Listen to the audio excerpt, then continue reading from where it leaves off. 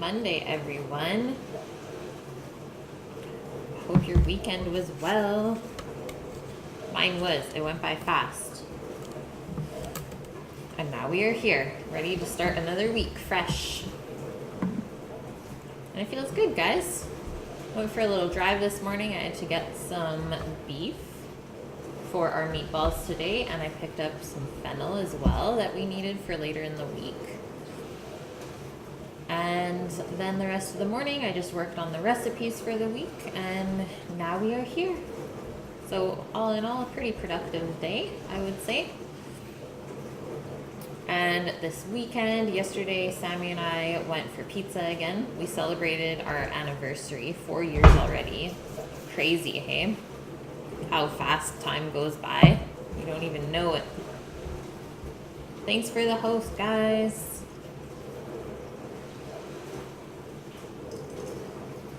But our anniversary is today, but that's okay. I mean, we don't do anything really fancy anyways. And just spending time together is really all I care about at this point. But I thought I would make a really, really yummy meal today, and you guys know how I love making pasta. So I thought we would make some pasta today. And plus Meatball Monday. Yeah! I think it'll be a pretty busy stream since we are making our pasta from scratch. And we also have to grind some of the meat for the meatballs as well. So a lot of hands-on stuff, but this is a lot of stuff that I always enjoy doing. You guys know I like working with my hands. Hey Fionn, how are ya? How was the weekend? Okay, so order of prep today. We're gonna make our pasta dough first, and that way it can rest while we prep our meat and the grinder. And obviously we'll have to grind our meat before we can even make the meatballs. And then for the marinara sauce, it does take a little bit of time to cook out. So you do want to cook your tomato sauce for at least an hour once you have everything in the pot together. And then we will eventually cook our meatballs in the sauce as well. The weekend seemed a bit short. Yeah, that's how I feel too. I feel like I kind of missed a day somewhere, but I feel like that's how it's going to be until I get a little bit of time off. Hey Rush, welcome in, man. I am doing well. How was your weekend? I guess you didn't really get a weekend, but hopefully you had a good last couple of days. Okay, so to cook our meatballs, we're gonna pan fry them first, and then we finish them off in our tomato sauce, which I think is gonna be really yummy. I don't often cook meatballs like this, so I'm pretty interested to see how it's gonna turn out. And then somewhere in between there, we will roll out our pasta a little bit ahead of time. And tagliatelle is quite an easy pasta to make. We're just gonna roll out a thin sheet, and then it is one of the thickest pastas. So it's long and thick, it's a noodle. And you can just cut this by hand to whatever thickness you want. I usually go, let's say 3/4 of an inch to 1/2 an inch, depending on what you like. And so when our meatballs are cooking in the sauce already, that's when we have to marinate some chicken in a harissa marinade for tomorrow. That way it'll be really yummy when we go to cook it. And then last but not least, we'll just have to cook our pasta since our sauce and our meatballs will be cooking together. And then just make a salad, which should only take us about 10-ish minutes. So like I said, a lot of hands-on stuff today. Should be pretty busy, but I think it'll be cool to show everyone how this stuff is made from scratch instead of buying it already done up. It's your weekend now. Woohoo, Rush! Did you guys do anything fun for Karen's birthday? Okay, guys, so all the recipes, they are in Discord already for us. And I thought I would do like an intro to Matty Matheson. He is a Canadian chef. He's from the Toronto area, so Ontario, out east. And he has gotten pretty famous in the last couple of years. He works with Vice. Not sure if you guys know what that is. I don't know if they have it in Europe really, but it's definitely a North America thing. Hey Karen, how are you? Yeah, View, that stream was awesome. I caught maybe 5 minutes of it before I went to work on Saturday, but I really liked what I heard there and what you guys were talking about. That's great to see that happening on Twitch. Okay, so back to Matty. He works with Vice mainly, and his first show, I forget what it was even called. He did like a couple of episodes on YouTube, and he like kind of toured Canada and went and saw how different things were made in the different regions. And then he went on to do some Munchies segments with Vice. And now he has his own show called It's Supper Time with Matty. And then he's also coming out with a cookbook, finally, this October.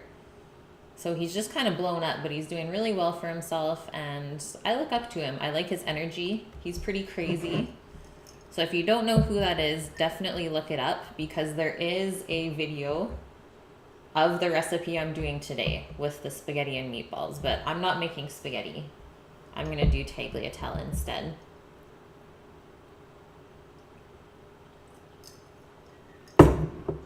You had a grim dinner at her mother's. Other than that, it was a good day. Well, that's good to hear, Rush. Yay, you raised money, Vune. That's so good. Okay, I'm just going to read a little published article from the Globe and Mail about Matty. Because if you guys know, most chefs do struggle before they make it big, especially with like drugs and alcohol. I would say it's definitely one way of like coping with the high stress environment. I'm glad I removed myself from that, honestly. But it's always sad to see when someone can't do it. But Matty did that, and he's been sober. I'm sure it will say in this article, but he's been sober for quite a while now. And he has his own family, and things are looking up. Okay, so I'm just going to start reading the article, and it is mostly written by him, I believe. So it says, I've been a psychopath since forever, an all or nothing kind of guy. I remember going to concerts at an early age. I would sneak into bars at 16, and I got my first tattoo at 17. He's got some balls. I got kicked out of high school for fighting. I beat up a kid pretty bad. Me and my friends would drive around on the hoods of our cars. We were the kings of bush parties. Have you guys ever been to a bush party? I think that might just be a Canadian thing. We'd bring out drums and have big fires, and the after party was always at my house. Was homemade southern fried chicken with cornflakes, but the cornflakes were like mush. Oh no, that's so sad, Rush. It was a fail. I'm sad for you. I wonder what happened, why they went soggy. Okay, back to the article. It says, eventually I got into culinary school at Humber. It was the only college I got accepted to. I had a natural ability, and I instantly loved it. After, I got a job at Le Select Bistro. That was where I learned to make classic French food, where I fell in love with everything. Then I worked at La Palette, and that was a debauchery. You want to talk kitchen confidential? That was us drinking every night, doing drugs, partying. It was an actual pirate ship. I've never listened to more Tom Waits in my life.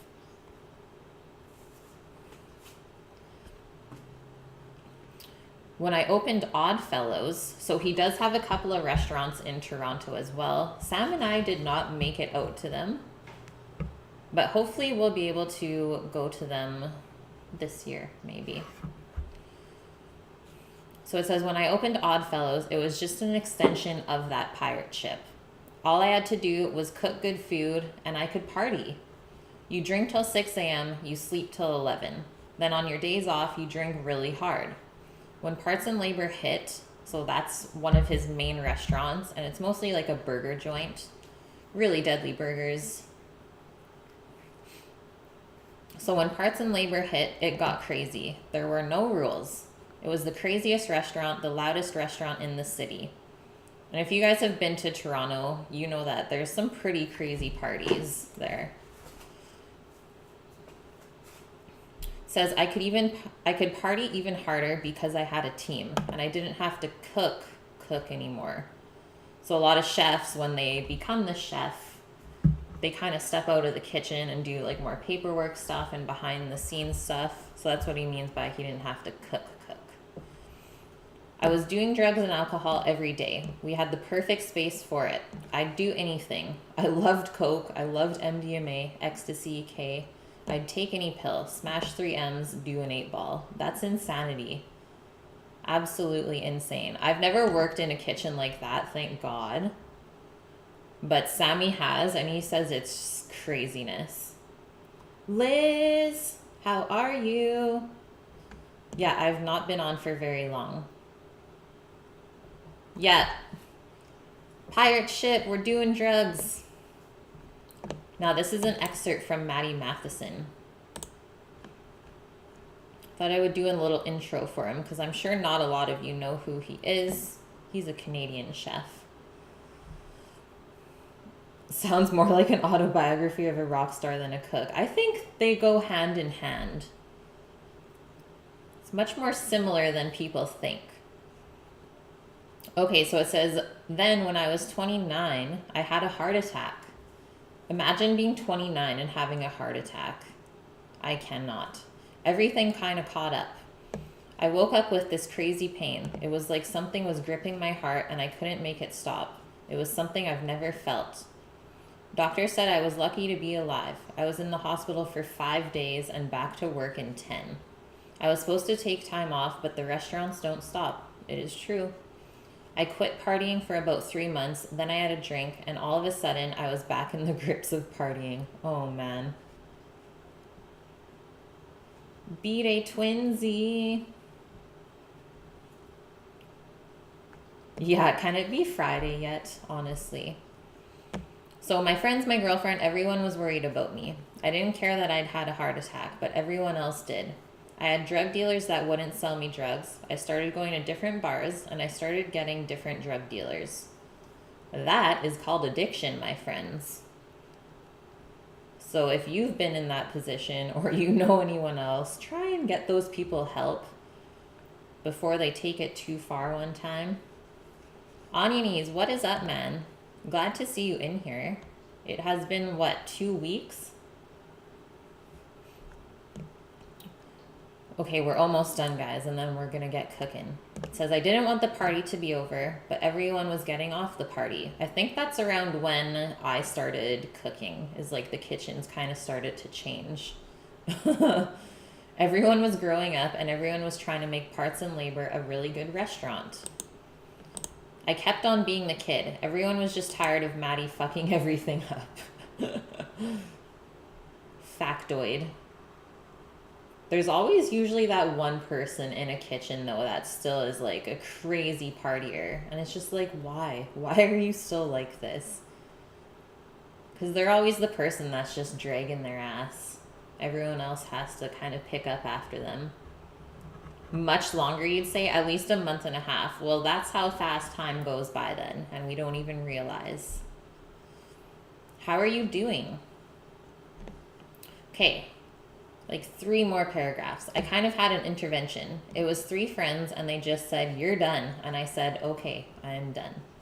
I haven't had a drop in 2 years. This is in 2016, so he's clean for 4 years already now. It's still an ordeal every day. I travel the world and I can't drink wine. I miss drinking really good wine and beer. I could see that. I mean, being a chef it's nice to pair drinks with the food that you cook. But not being able to even touch it because you're scared of like falling off the edge again, that would be a very weird feeling. Liz, yeah, get in there. Liz is going anyways, guys. My identity was the party guy. Any chef that came out of town would come and want to party. Chefs love living well, but there's a fine line between living well and going past the excess. Like, why are you chugging champagne? I was the loudest, the craziest. I was the showboat. Everything has changed in those 2 years. I've filled up with other shit. I oversee 4 restaurants. I'm working on an international show with Vice, like I told you guys. I'm working on a cookbook, which is out in October. You can pre-order it already on Amazon. I already did. Or Sammy did for me, I was told. I'm about to have a kid. He's actually expecting number 2 now. I can do everything because I'm never hungover. Factoid. And that's exactly why I stopped drinking too. Because I was tired of waking up the next day and being like, what is life? I wake up in the morning and I get a lot done before noon. I never used to wake up before noon. This has given me everything I've ever wanted. Cue the dishwasher emptying into the sink. That's it, guys. So that's Matty. That's how he beat his addiction. And I hope that other chefs and other people around the world can do the same. Hi, Elvin. How are you? And Codename Pandas. Woohoo! Okay, so first things first. We gotta make some pasta dough. And we're making it from scratch. So let's just clear our area. And the recipe is posted in Discord. It might be a few scrolls up though. But this is my OG recipe that I use. And you guys have known that I've made this one, let's say, 4 or 5 times on stream already. So if you want to clip that, go for it. I'm not scared to share it with you because it works really well. You can make it in a food processor if you want to. That's a lot easier. But honestly, I've made it so many times that I'm just going to do it by hand. I find it pretty easy either way. But we do need a scale. And I find that any recipe that you weigh out always turns out better because you just get the most accurate measurement of your ingredients. And that's why everything's in grams. Yeah, the most important ingredient is always love, you guys. There is no other secret. I'm almost done my coffee too, if you guys can see that. So the way to make pasta is you put your flour in your bowl, make a little well in there in the middle because that's where your eggs are gonna go. And then we're just gonna sprinkle a little bit of salt on there, usually about like a teaspoon, so a nice pinch. And then once that's mixed up a little bit, that's when we're gonna drizzle in some olive oil, and that's gonna bring everything together. Coke, oh my God. What's up, Wesley?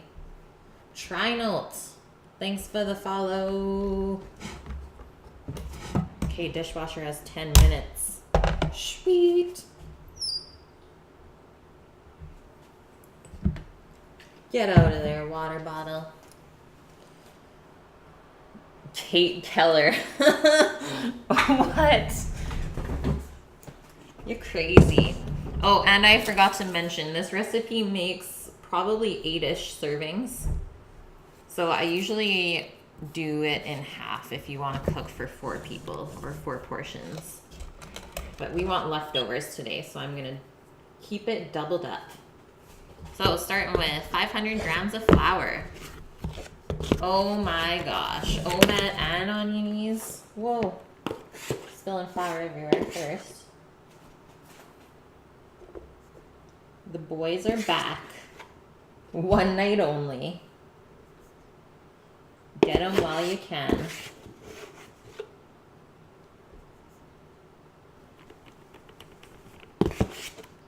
And we might need a little bit of flour later on to roll it out too.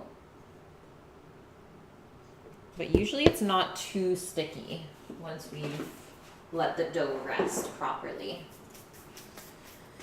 Okay, so this is what I talked about. Just kind of swirl your hands around and make a nice well to fit all the eggs.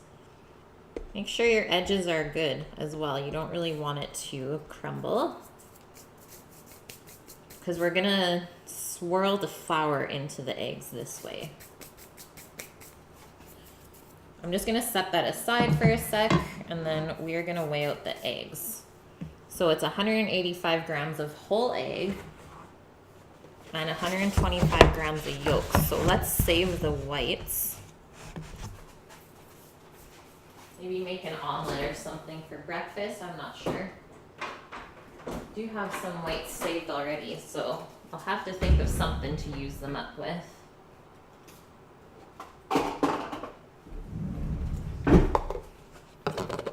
Hey Rook, how are you, man? 6 months and 21 hours already, guys. How? How are we there? I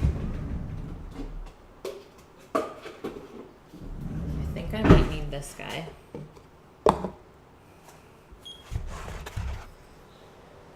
Yeah, how has it been half a year? Like, what have we done with our lives? Sushi! Thank you for the resub, 4 months. Much appreciated.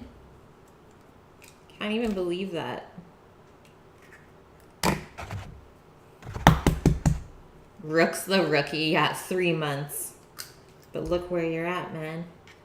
Okay, we're at 149. So I'm going to say, what, 4 large eggs? Oh, God. Did you see that? It just, like, Twitch fails. Ah! It splooted. That was not supposed to happen. You will not find this on Food Network.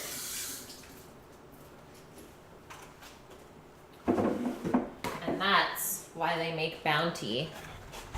Oh my God.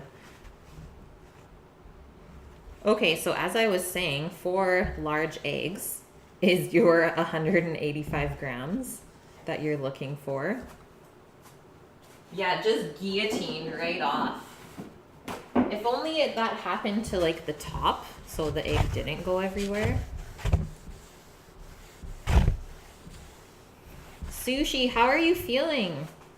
I saw your little update on Discord from the other day. You had like a crazy headache. Just feeling sad for you. So I hope you're feeling better.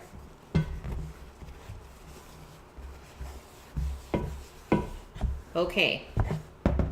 Cleaned up. Good to go.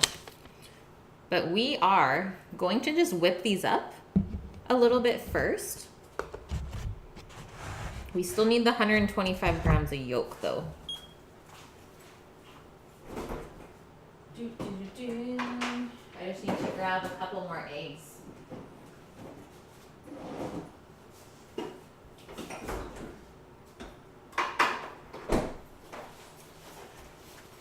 Gotta bring the duck eggs in, I guess.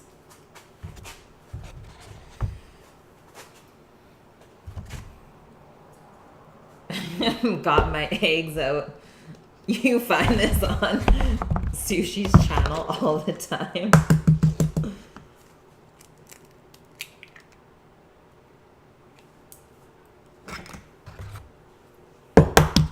No, these ones were actually chicken eggs. But I will be using some duck eggs. Okay, let's tear this. So 125 grams of yolk. And the yolks is what's going to make it really nice and yellow. So that's only 20 grams. Just wait for the difference in the duck egg. So there is the duck egg. Any goat eggs? Oh my goodness. You're the goat. Do not shut off on me, Scale.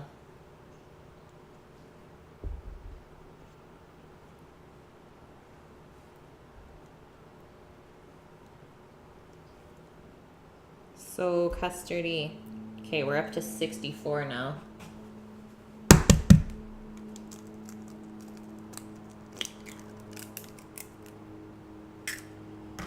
So did anyone do anything fun this weekend? Did you make anything delicious or eat anything awesome? Tell me what's new, guys. It's Monday. We have some stuff to catch up on. Okay, 93. One more, I think.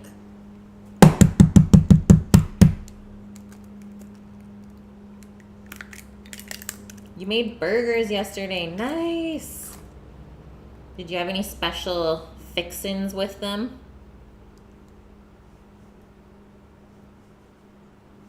You ate some spare ribs. That sounds delicious. Boom. 124. Close enough.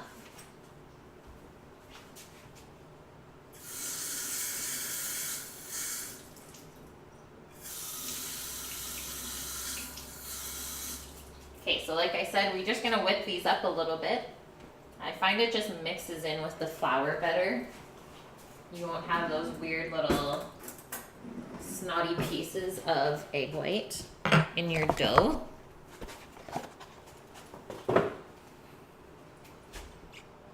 We don't have to weigh out anything else, so the scale can go away. The duck egg yolk is like Godzilla. I know, right? Compared to the chicken eggs.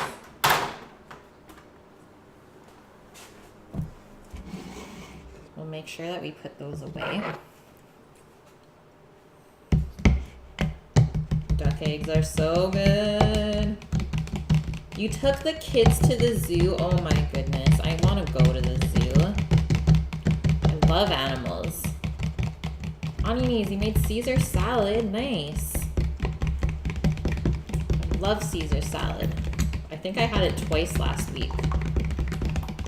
Instead of regular lettuce, you put arugula. That's always good on burgers. Okay, look at this crazy yellow concoction now. So we're gonna pour that right in the center. What? Prodigious, you made crepes with ice cream? Out of anything, you might as well put ice cream. Just go all the way. Love it. Oh, Matt, extra bacon. It needed more pig, always. I would expect nothing less. Yay! That means our dishwasher is done and we can have our sink back. That's all I ever wanted today. Just give me a sec, guys.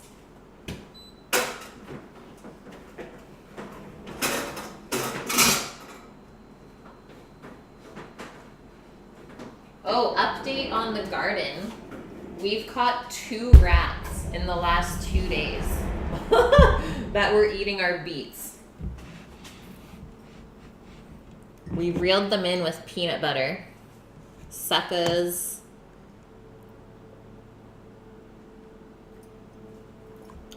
Okay, so I'm gonna sprinkle the salt in here now. Like I said, you probably want about a teaspoon worth, because this is gonna make quite a bit of pasta. And we will season the water as well, so don't worry if it's not salty enough.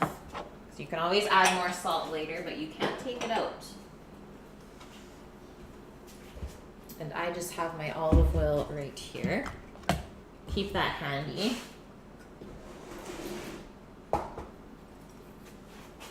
Free the whales.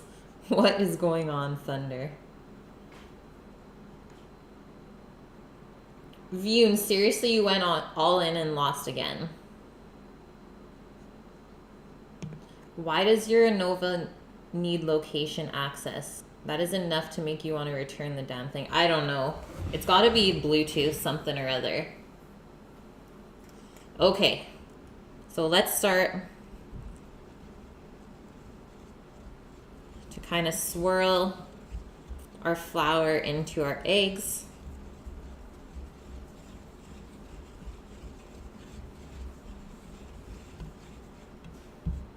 Try not to make too much of a mess. That'd be good.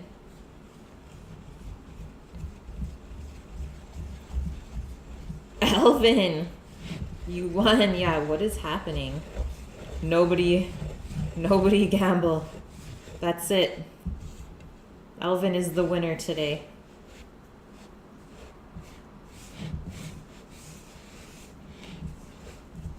If you don't win, you unmod. Love it. Well, there goes all of my mods in one day. Thank you, Stream Elements. Okay, so what we want now is it's gonna get kind of mealy. Almost like you're making a pie dough. You can see how it's kind of crumbly. There's still bits of flour that haven't gotten soaked up with the egg. That's what we're going for right now. So this is what your food processor will do for you. But to me, this is just easier doing it with my hand instead of trying to wash an entire food processor later. Yeah, at least it's not real life in a casino. The casinos have better odds. I believe it. Okay, so just drizzle in a little oil at a time. I'm gonna estimate you'll probably use close to a tablespoon.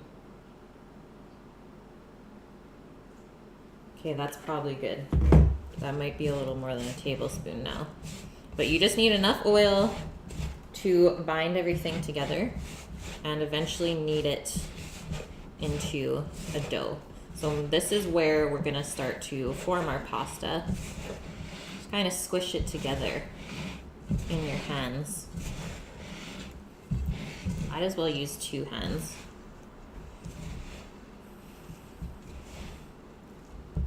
Oh, Elvin, you play poker? Nice. I am not gifted at card games. Your max is 20 bucks. That's me too, Liz. I'm like, if I don't win anything off 20 bucks, that's it. I'm out. Yeah, only go for the free bevies.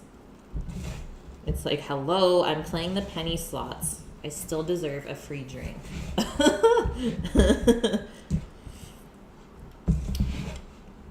Yeah, I could totally see Alvin counting cards. He's like, shit, they called me out. So it's still a little bit crumbly. Let's add a touch more olive oil. So maybe we're closer to 2 tablespoons of oil now. But I think this is always going to vary depending on where you live and kind of how the weather is outside. Because humidity does play a pretty big factor when you're making stuff like this. Anything with flour.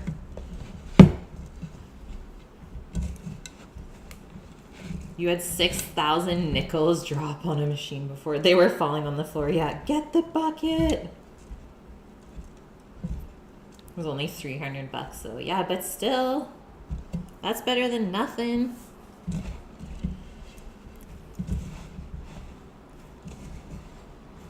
I think that's perfect. Now we gotta work it. Where is Matty? I don't know where Matty is right now. He travels a lot with the work that he does. But when he's not traveling, he's usually in Ontario with his family. I think they have a house at one of the Great Lakes. Looks really beautiful. He has a little cabin. Where is Matty? If only Matty was here. It's funny you asked though, because I actually messaged him one day. Never heard anything back though. I was like, hey, might as well see if I can get a response. $300 are 4 Logitech C920s. Well, there you go.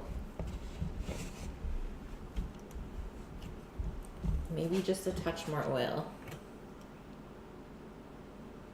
Getting my workout today, I suppose. But what we want to do is work this until it's completely smooth. And if you guys have made pasta before, you know that it's a little work. It's all about like the pressing and the folding. But it's going to be a lot easier once this comes together. And this is why we do it first.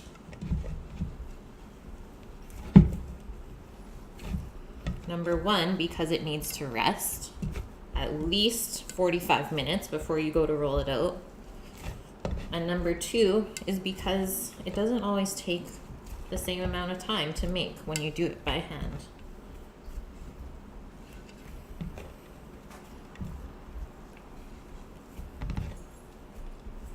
You've made pasta before. You loved it, but you're lazy. Yeah.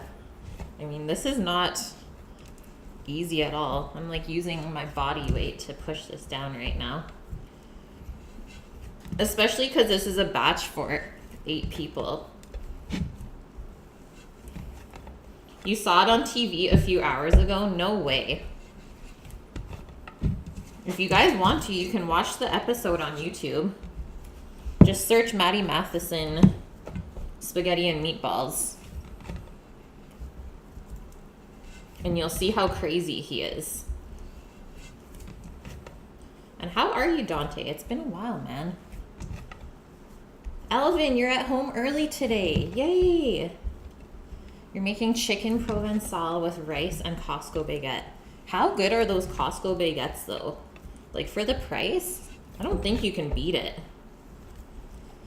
I definitely can't make them for that cheap.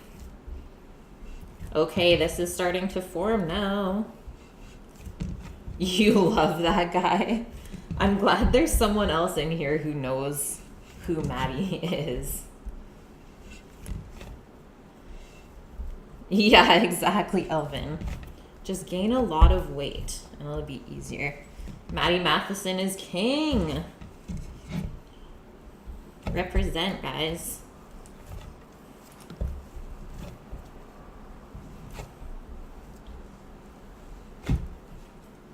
Yeah, or I just get really buff.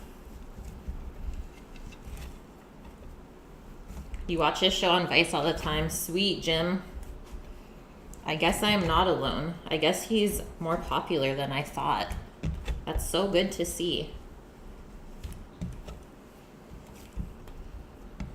Trying to get rid of these, like, layers that I kind of created. And then that's going to make it more smooth. The Costco baguette's so worth it. Yep.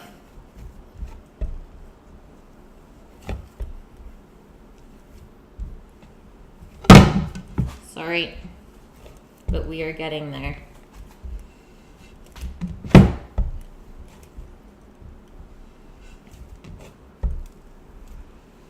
I don't know how long this has taken me. I'll probably estimate this whole thing will take about 10 minutes. And this is not something that you can completely mix in a mixer like a KitchenAid, because your machine will probably seize up. I know there is a few recipes out there for the mixers, but every time that we've attempted it, it doesn't actually work out because the mixer can't even mix it all the way. So why even attempt dirtying the bowl when you're gonna have to do it by hand at the end? Vune, you don't know that many chefs. You know Chef Kate, Chef's Allison, Chef de Partie. Yeah, you know the important ones, Vune. That's all that matters.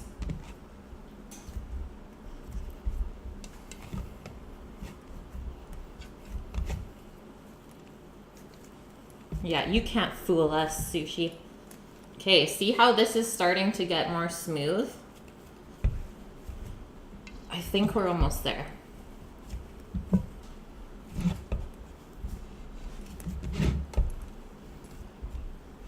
And then once it rests, that's how the gluten is going to absorb into the eggs. And it'll also get a lot softer than this. So what I'm trying to do right now is to just form a nice ball. And then we're just going to wrap it with plastic and throw it in the fridge until we need to roll it out later. And the rolling out process will probably take close to half an hour, I would say.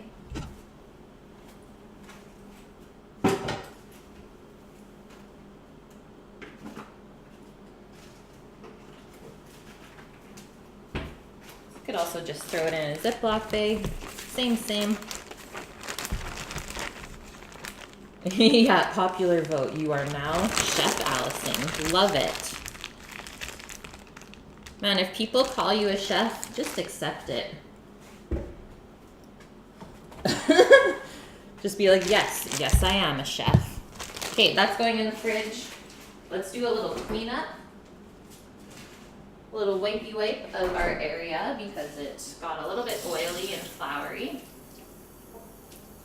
And even eggy as well. Some of you were here for that.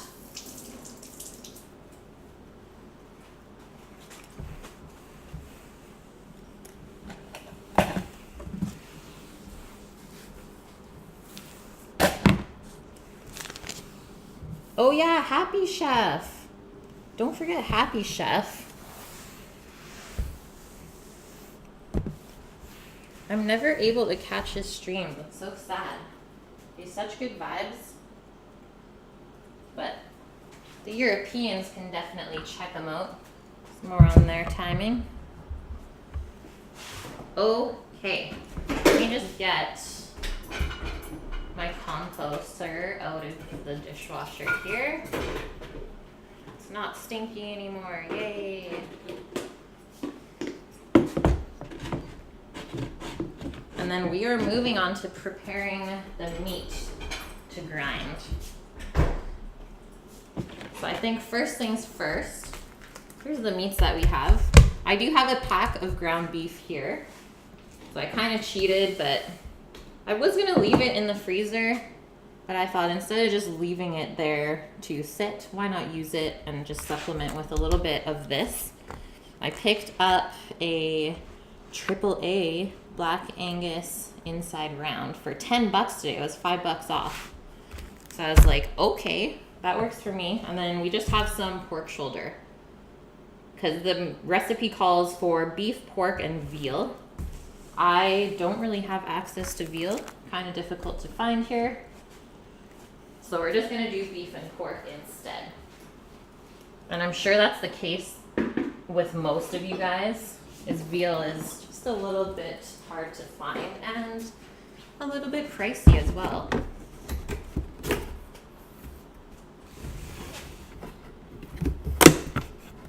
Yeah, Sushi, you've got the Kate approval. That's all you need. That's it. You're good to go. So let's get our grinder pieces out. And you guys know the deal if you've watched me grind meat before. Is this has to go into the freezer. Keep it really, really cold. And that way we'll get a really nice clean grind. It's not going to get mushy on us. We'll go with something medium. This one's large, but that'll just make the meatballs a little too chewy. And then anything smaller will just make them a little mushy. So go for your medium die. Am I gonna roll the dough out with a rolling pin? No. Well, yes, a little bit at first just to flatten it. But yeah, I do have a pasta roller, which really saves time. And they're not that expensive. Like for me, I've already paid it off, let's say, in the amount of times that I've used it to roll out pasta. So I think they're around $50 now on Amazon. And this is the one I have, Dion, if you want to check it out. This one has really good reviews. Atlas 150. And they do come in all different colors. So heck yes. So all of these metal parts are going into the freezer now. And then while those are chilling, we will cut up the meat. And I believe the recipe, we just need a ½ pound. Or sorry, it will be more like a 3/4 pound of beef and pork since we don't have veal. Oh man, Rook, how did it taste? It's really hard to find. I love that, Jimmy. Yeah, Rook, how was your smoked pork?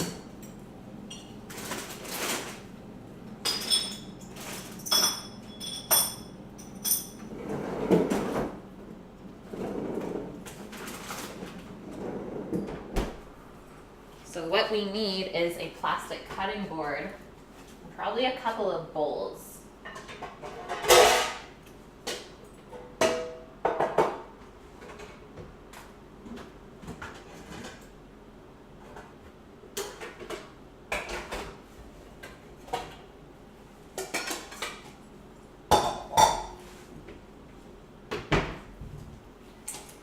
Okay, so these are the bowls that I will use.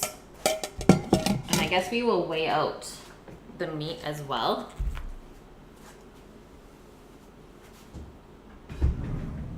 The building's shutting down the laundry room for a week? What?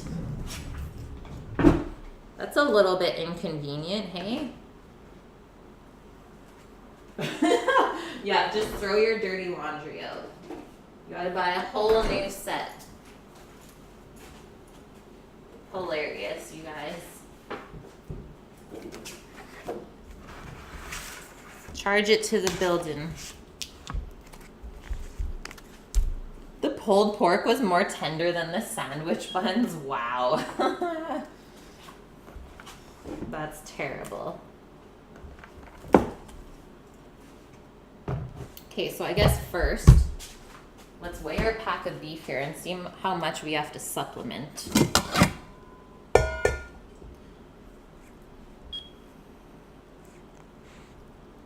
We're looking for 3/4 of a pound. You guys know I'm terrible with math.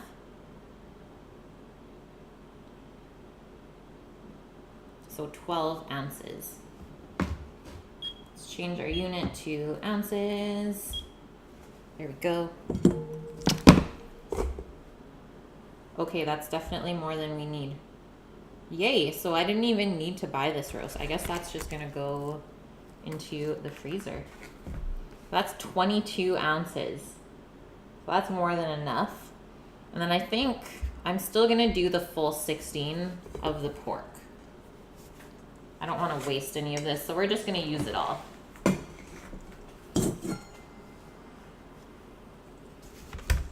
That's a lot of meat. It's true. And then we're also using the pork shoulder on Friday to make our homemade breakfast sausage for the sausage gravy. It's gonna be so good.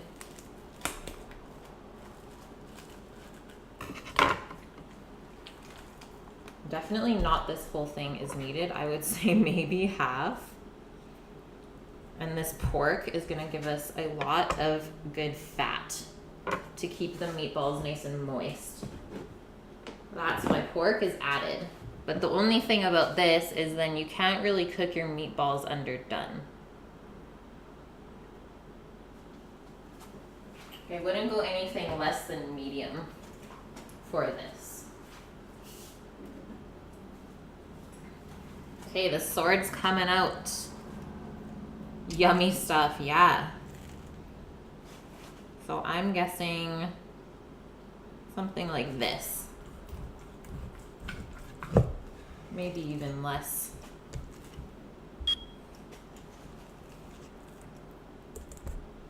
$24 ounces. Okay, so we pretty much have double. But I think we'll need all of this. I really think we will. Like, it doesn't look like that much meat for 8 people. What do you guys think? Like that little bit of beef and that little bit of pork? I really don't think that's gonna be enough. Okay, let's add a little bit more from this then.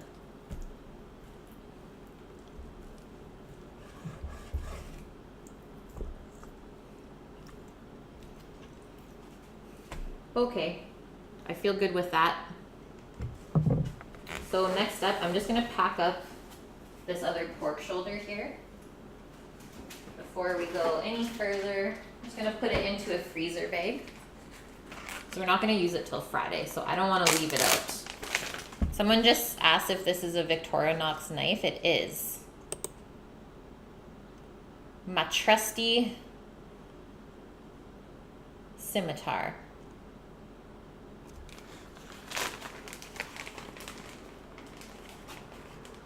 It's still a lot of fat. Yeah, it will render out. That's the thing. It's like, should I just use this whole thing? Okay. Commit to it, Kate. It'll be okay.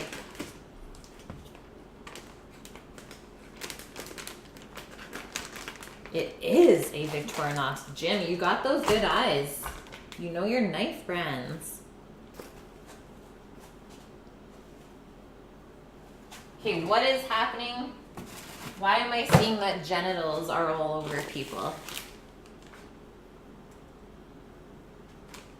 Yeah, just use it all, exactly. Maybe cut off some of the cap. It's true. You don't want them to be too fatty.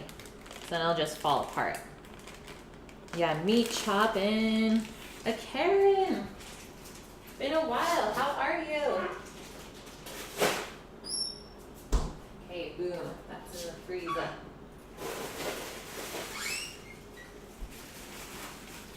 Boom, boom. And I guess this guy is gonna go in the freezer too. Well, I'm happy that I found that deal. $5 off the Black Angus roast. Kate's winning today. I did have to drive into the city for that though. So I probably evened it out with the amount of money I spent on gas. The knife is dangerous. Watch out, Dante. Yeah, the cap, honestly, it's not that thick, Rook. This part is a little bit thick. We'll just cut out this kind of inside piece.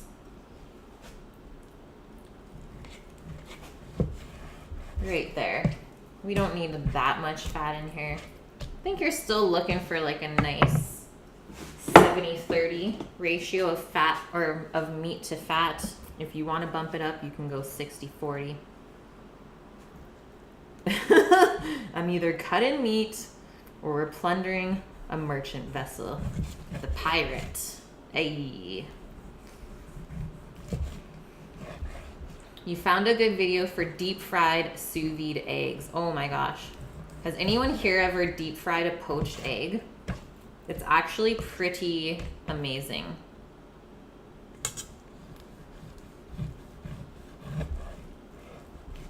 So what we are aiming for here is something around 1-inch cubes.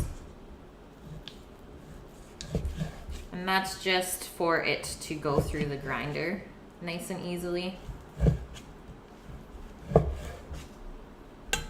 Yeah, I got tired of the plundering.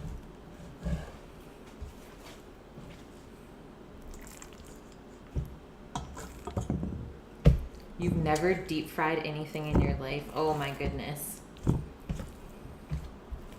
It's so much fun though, Dante. The yolk was still nice and runny after the deep fry. Yeah, that's the thing, is like you have to kind of undercook the eggs. But then they're so delicate, right? I've just found a little piece of sinew here. So I'm just gonna make sure that I cut that out, because if we grind that in, that's gonna make either the meatballs stringy or chewy. So we don't want that in there. And here's the rest of it. So let's just cut on either side. Try and get most of it out of there. Just because you're grinding it yourself doesn't mean you can leave those crappy pieces of meat in there. This is why we're doing it ourselves, so we don't get that.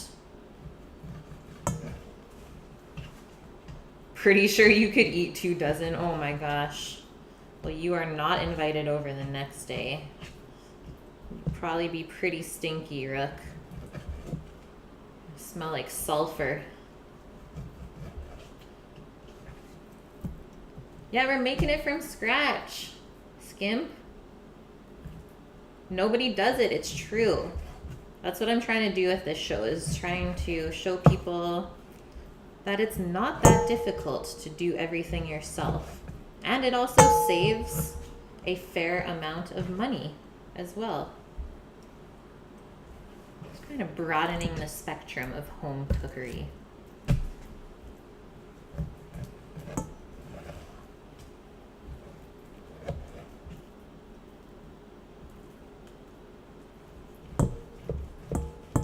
You're usually a griller. Oh yeah, I forgot, Dante. And you gotta use the grill when it's nice out in the summer. It's like the best time. So like a Scotch egg with a runny yolk. Yeah, and not wrapped in sausage. Exactly. And then the outside of the egg kind of gets crispy from being fried, right? It's a very interesting texture. I think I did it once and I did it like maybe on a salad. Hilarious though. Deep fried egg on a salad because, you know, health, right, guys?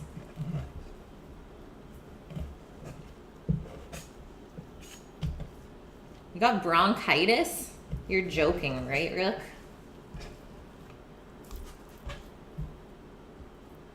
Okay, you are joking. I was like, how did you develop that over the weekend? What have you done? You're from Sweden. Buy ground meat and make it, or just buy already made ones. Kevin, thanks for the follow. Welcome in. And hey, Indog. Deep fried egg goes with anything. Yeah. Oh, and they're really good with hot sauce too. Really, really good. Look at that slice though. There's all of our fat that we want. I know it looks like a lot of fat now, but when it's ground in, it's going to be the exact ratio that we want.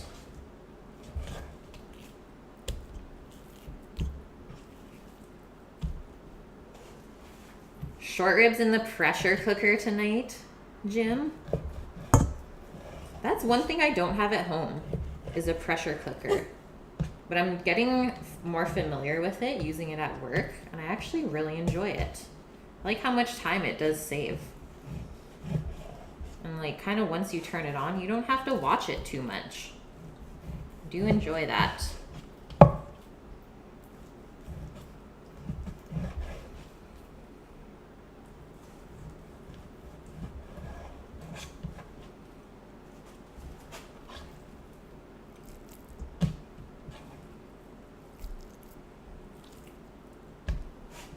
Ain't nobody got time for that. Oh, I got the reference, Rook. Okay, we're almost done cutting up the pork. And obviously we don't have to grind the beef, it's already done.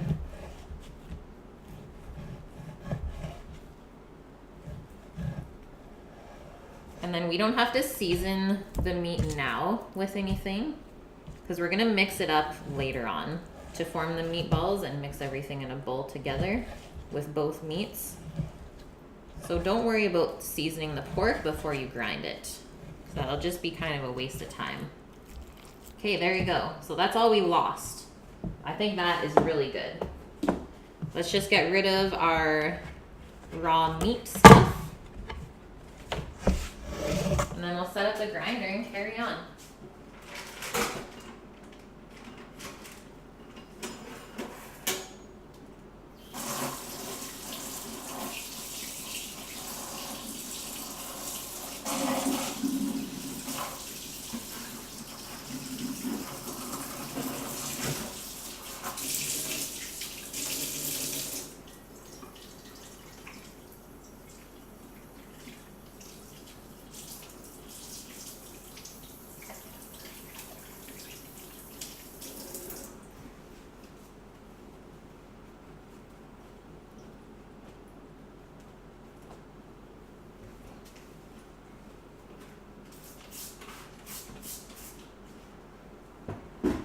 Spray that stuff with disinfectant. Yes, we do.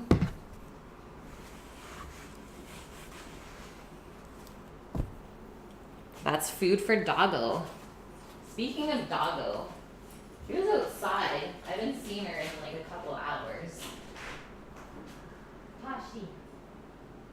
Tashi girl. Come here.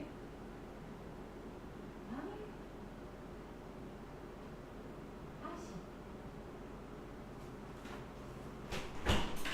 She's alive.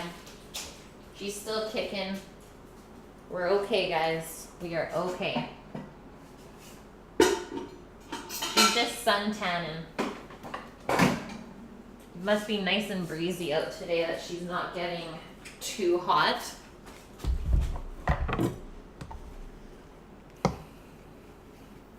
Yeah, exactly. Hey, Alvin.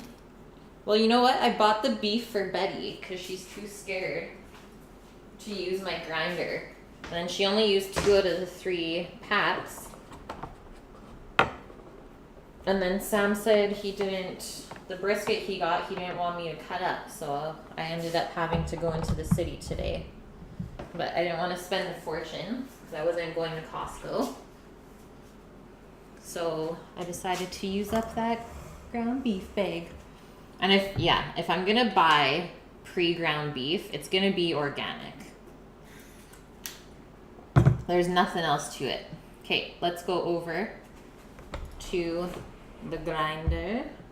We'll get our pieces out of the freezer now.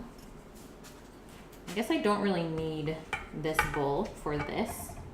I can kind of just, maybe we'll stick that into the pork afterwards. Sounds like a plan.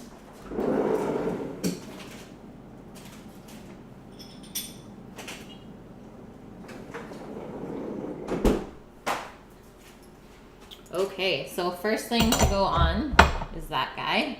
You guys know the dealio. Oh, I know you were joking. But you know what? It's good that I can explain myself, right?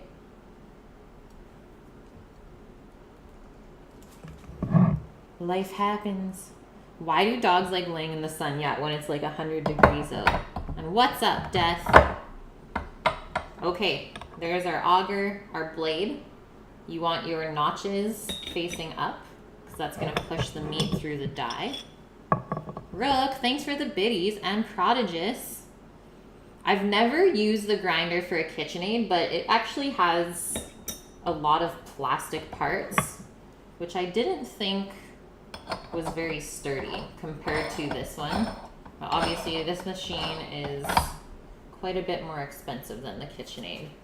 But so far with me using this thing, I'm very, very happy with it. Hot dogs, exactly. Dogs are just hilarious.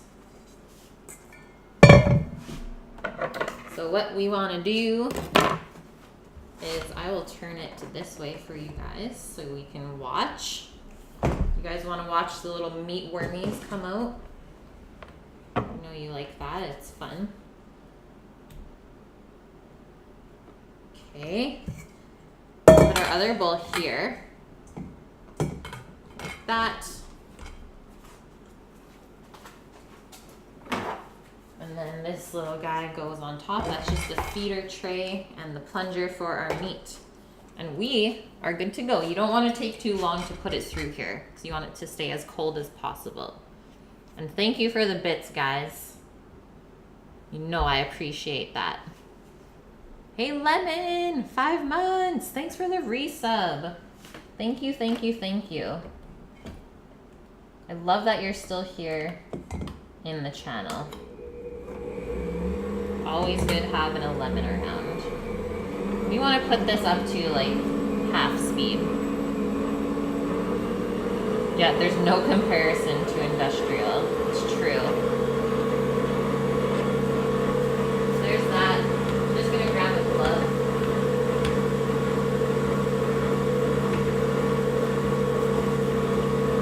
And then we're gonna start putting the meats through. Ready?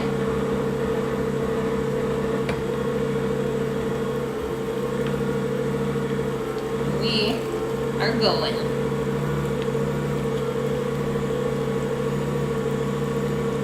Death with the sushi. It is okay, man.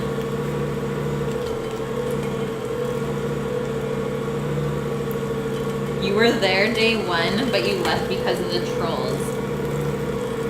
Fair enough. I did have quite a few trolls in the beginning.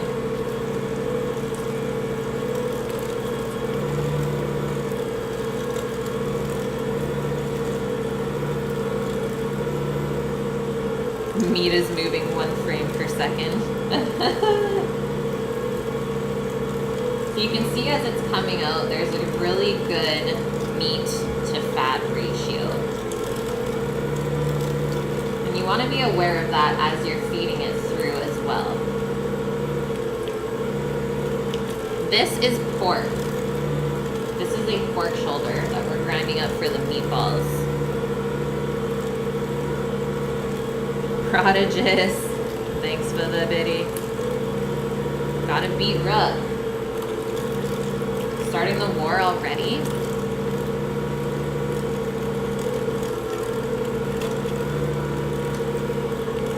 I guess I should have fixed my cheer goal, hey? Totally forgot to do that. Sorry, guys.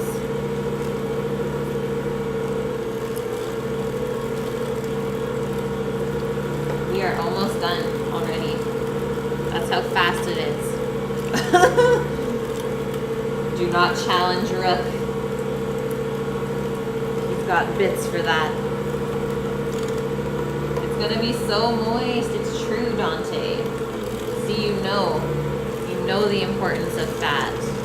You guys, thank you. What the heck? It's only Monday.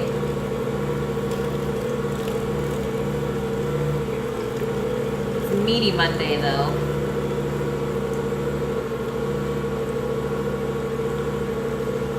Okay, that's it for the pork. Everything is through there, nothing is stuck, so we'll just let it grind out for a second. Grind it out, guys. I just said it.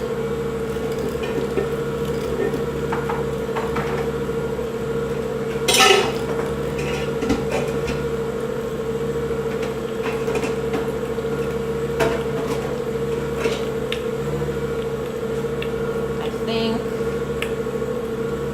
we are there. There we go.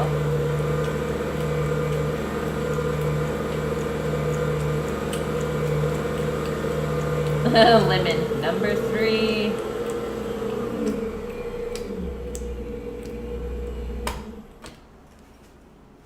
Old Twitch ads. Love it, Death. You guys, thank you so much. Spoilt. Guess we should do Meatball Monday more often. Oh, actually, like I said last time, unplug this first. And then I always just take this whole thing off. Oh no, Rook. Went all in again. And then Elvin wins. This thing's crazy. So that's really good. There's nothing kind of stuck on that piece. And then I always just kind of flip that out. There's nothing stuck in there at all. So really nice and clean. That means the pork and the grinder was nice and cold. And yes, just like every other time, there's always this little bit that gets stuck. I think that's the only downside of doing your own grind, is that you always have just that little bit. But honestly, it's usually the stringy pieces that don't want to go through. So maybe that's a good thing.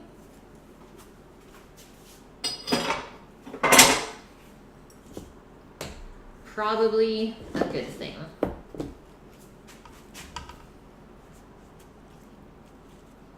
Lemon, you've never lost in the roulette? Shocked. Boom, Death. Winning. And then all these grinder pieces, you want to soak with like lukewarm water. You don't want to go really hot at first, because then you'll kind of cook the meat onto there. Oh, little wormies. We'll just discard those ones. Okay, we're gonna reserve this bowl for our onions and stuff for our tomato sauce.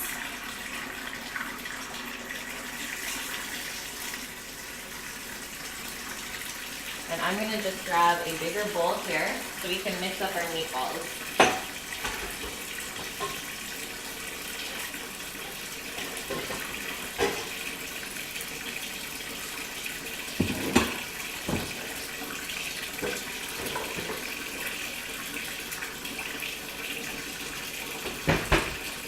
Something like this, right there. Still have a meaty hand. I'm trying not to touch everything with it. No cross-contamination. Okay, we got that. And then we just gotta flip our beef into here. And I think I'll take my glove off because we do have to prep a couple of things to put into the meatball mix. I think we gotta grate some cheese. Gotta put some eggs in here, some breadcrumbs. So we can't just go right ahead and mixing up the meatballs just yet.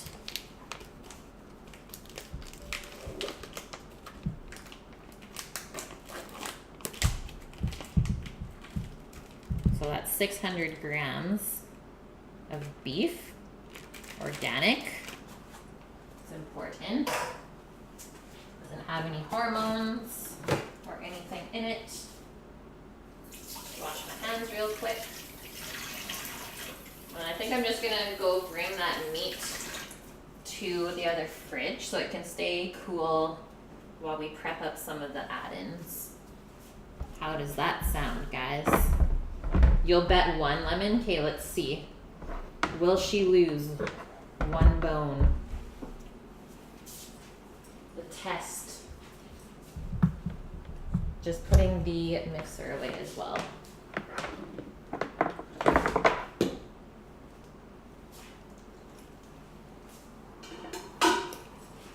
Then we need that space.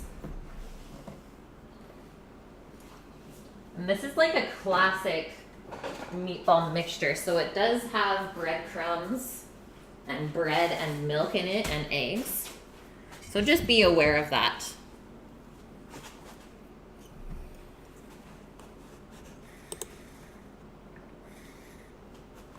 Wow, lemon. I have a foot tattoo, yeah. I got a tattoo of an elephant's head when I was in Thailand. Most painful thing of my life, I think. And I should get it touched up, but there is no way that I'm letting a tattoo needle touch my foot again. So there's that. Maybe I'll be brave and get the other foot done one day, but oh man, it just hurts so bad. Do you always have to check the meat for metal from the machine? I always do.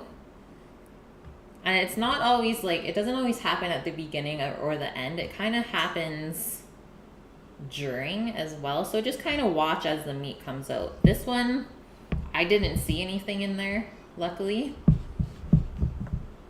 So yay for that. But yeah, that's one thing you have to watch. And the same thing happens with the grinders in the stores as well. So that's the stuff that you don't see behind the scenes, right? And hopefully people actually take it out in the store and don't just kind of mix it in and be like, eh.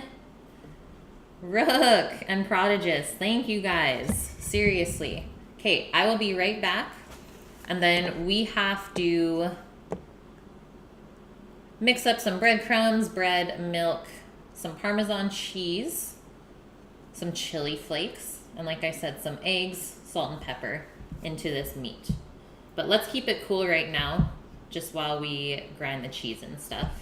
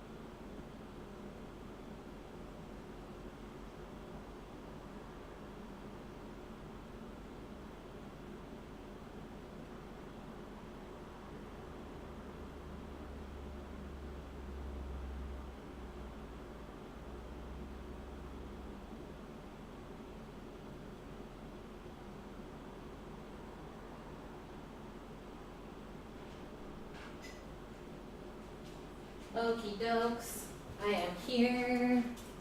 Just grabbing the cheese out. The cheese.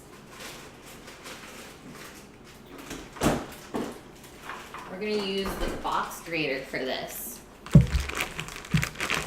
You just mix it in, Lemon. I mean, you're probably not gonna die. Probably. You once worked as a meat cutter. Yes. That is awesome. But you took the machines very seriously. Yeah, as you should. The kitchen is so lonely. Yeah, it was really weird and quiet, hey? So I think more of a fine grate for this would be the best. That way it'll distribute evenly. And what we want to do here, so what did you call this the other day, Elvin? A pandan is when you soak bread with milk. And that also helps to keep the meatballs really moist.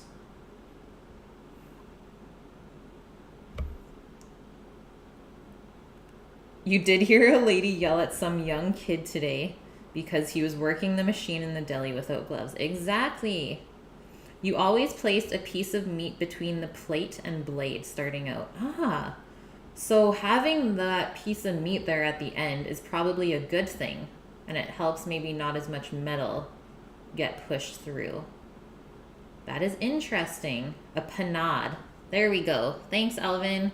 So we're going to make a panade with 3 slices of day-old or older white bread. But if you remember from the other day, when I was cutting up the croutons, I had this left over. So I thought this would be good to use. It is like a seed bread, but it has such good flavor that I think we want to use this. So I just pulled that out today. And we're just going to soak this with a 1/4 cup of milk. So it's going to get really mushy, and you want that to happen. You've gotten sick from deli meat before? Man, Death, you've been sick from a lot of like mishandled food. I am sad for you, dude. It's not right. So it's good to know that the old ladies are still yelling at the kids in the deli that aren't handling food products properly. And I'm just gonna estimate that this was like 3 slices. It looks pretty close. I am happy to say that I've never really had food poisoning. I mean, I did get sick in Asia, but that's just kind of a given over there. Like, everyone kind of gets sick within the first week because we're just not used to eating their food. And yet it is prepared a lot differently from North America. So 1/4 cup of milk.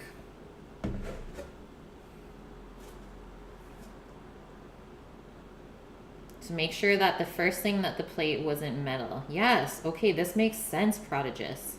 I will keep that in mind. One day you will raise your own meat. I hope I can do the same, Lemon. I really want to. Oh, and lettuce, yeah, too many germs. Very true. Okay, I'm just going to rip a piece of parchment here. Then we can grate our cheese. So this, you might have to mix it up 1 or 2 times to completely soak the bread. And then you're just gonna have this mushy mess.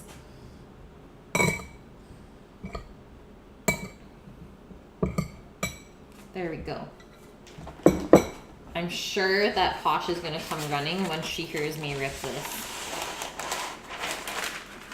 Taking bets now. Yeah, I've never gotten food poisoning. Thank God.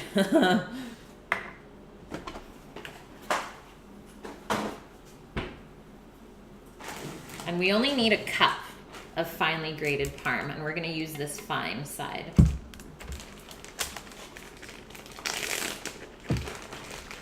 You've only had it maybe 6 times. That seems like a lot. Maybe that's like a more common thing in America then. You've been food poisoned a bunch of times. Holy shit, guys. You want milking goats, pigs, chickens, and ducks. Yeah, Prodigious. I love it. Lemon, you've never had it either. Yes, I guess we're the lucky ones then. Sounds like it at least.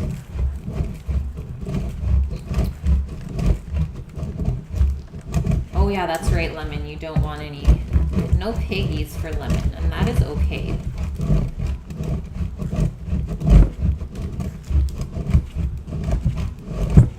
Yeah, consider ourselves lucky in this day and age. That's so bad to say though.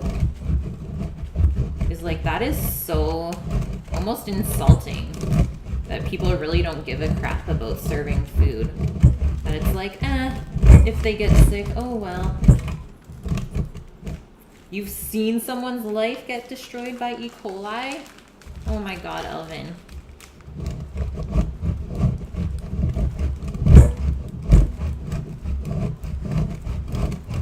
I think we're about halfway there. You knew someone who died from Vibrio? I don't think I know what that disease is. I should though, because I did take my sanitation course. Okay, I think we're good. We gotta save some of this though to garnish with later. But don't worry guys, I do have another brick of parm. There is no shortage of cheese in this household. Education is pretty bad in regards to food safety in the US. Yeah, that makes sense.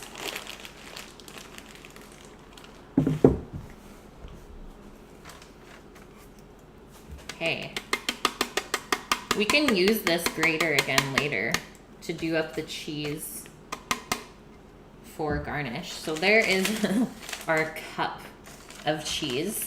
Do however much you want, guys. Oh, but you know what? It also calls for half a cup of pecorino grated. So why don't we do just a little bit more? Move over cheese. I don't have pecorino. It's very similar to parm. Maybe just a little bit more salty, which honestly, I don't think we need that here anyways. Yeah, I'm glad to hear that kid got yelled at. That's not something to mess around with.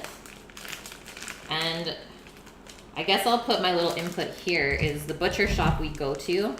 The kids are so good about like handling all of the products really well. And I think that's why I trust that place so much. Is like, I don't think I'll ever get sick from there. And you can tell that they care about their jobs, right? Yeah, people need to hear it. It's true. Too bad there's what? Maybe only 30 of us in here that are like, yeah, proper meat handling.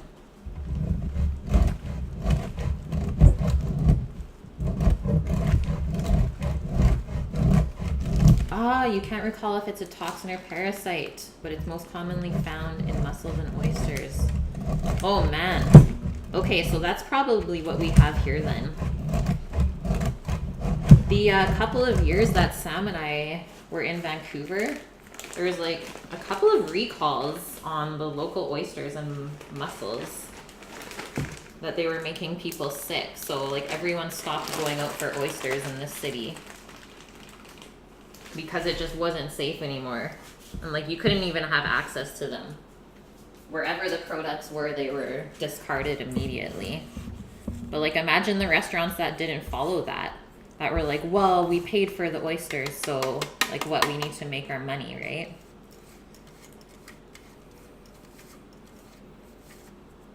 You haven't eaten a mussel or oyster since. That is sad to hear, Elvin. Okay, there is the cheese we need. Finely grated so it will distribute properly. And we will reserve our parchment and grater for later on, because that will be needed to make a tower of cheese on our pasta later when we go to eat it. Was the cheese room temp? Nah, I just took it out of the fridge. Okay, half a cup of fine breadcrumbs. You can either buy them or make them yourself. Betty had a little bit upstairs, so I thought, why not use them up? And then we're gonna get into our seasonings here. And then I'll go grab the meat right away. And then we'll make our meaty balls. And after that, we'll make the marinara because it does have to cook for about an hour just to get the sweetness out of the tomatoes rather than having it more tangy. There's that. It grated nicely. Yeah, yours kind of like clumps or flakes off. I think it depends on the age of the parm. So that one is a 20 month. And I did buy a 24 month. So I'm interested to see if it's gonna crumble a lot more than this one. Yeah, shellfish is one of the scariest things to make people sick off of. Okay, so 3 tablespoons of olive oil going in.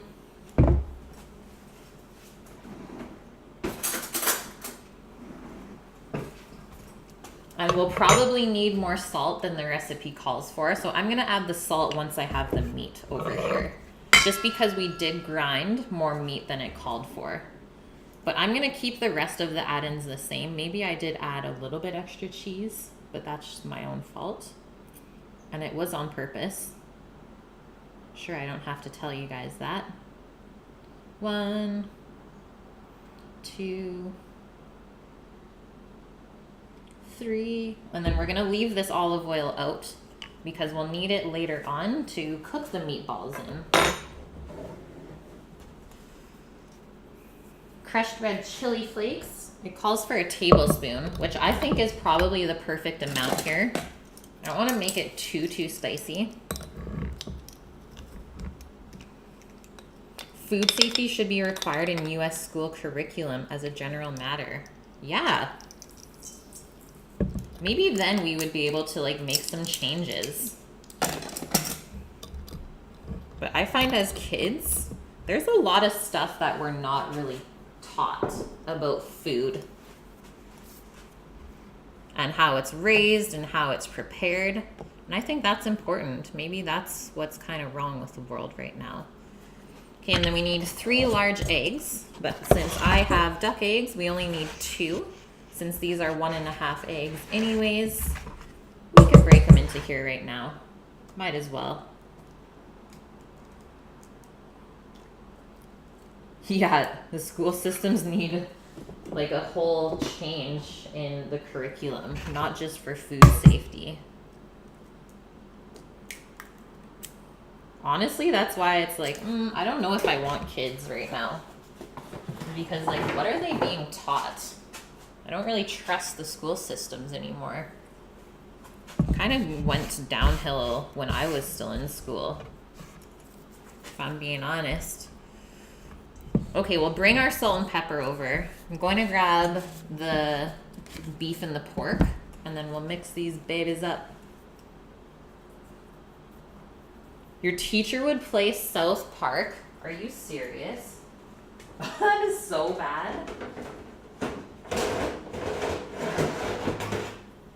And I don't even watch South Park because I think it's stupid. Never mind someone using it as part of curriculum. So we are gonna need our sheet pan here to put the meatballs onto once they're formed. We'll line it with parchment. That way we'll probably not have to wash it after. Hopefully we won't get anything raw. Once upon a time you had home ec. Yeah, I took home economics.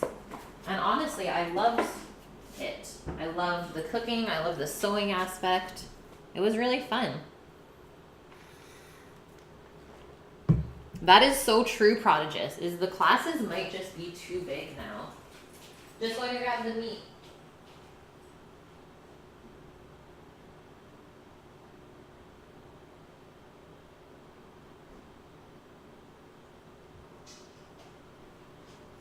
And then one of the most important things when you make meatballs is that you have to taste a little bit cooked before you even ball them all. Because imagine doing all that work balling and then eating them once they're cooked and done and being like, I think it could have used more of this. So let's say salt or something, right? So to do all that work and not have it perfect, stuff we got to pay attention to. Did you guys notice there's like no garlic or spices in these at all? All that flavor is going to come from the sauce, and that's why we finished cooking the meatballs in the sauce, because some of that will get imparted.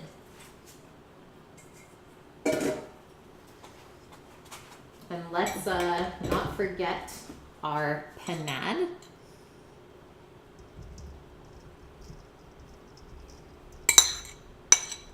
I think that's enough. And then just our salt and pepper.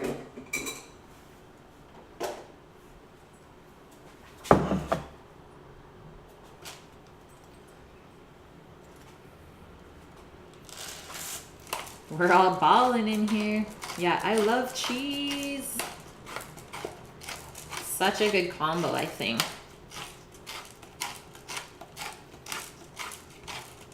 We're gonna put a good amount of pepper. Like I said, there is quite a bit of meat here.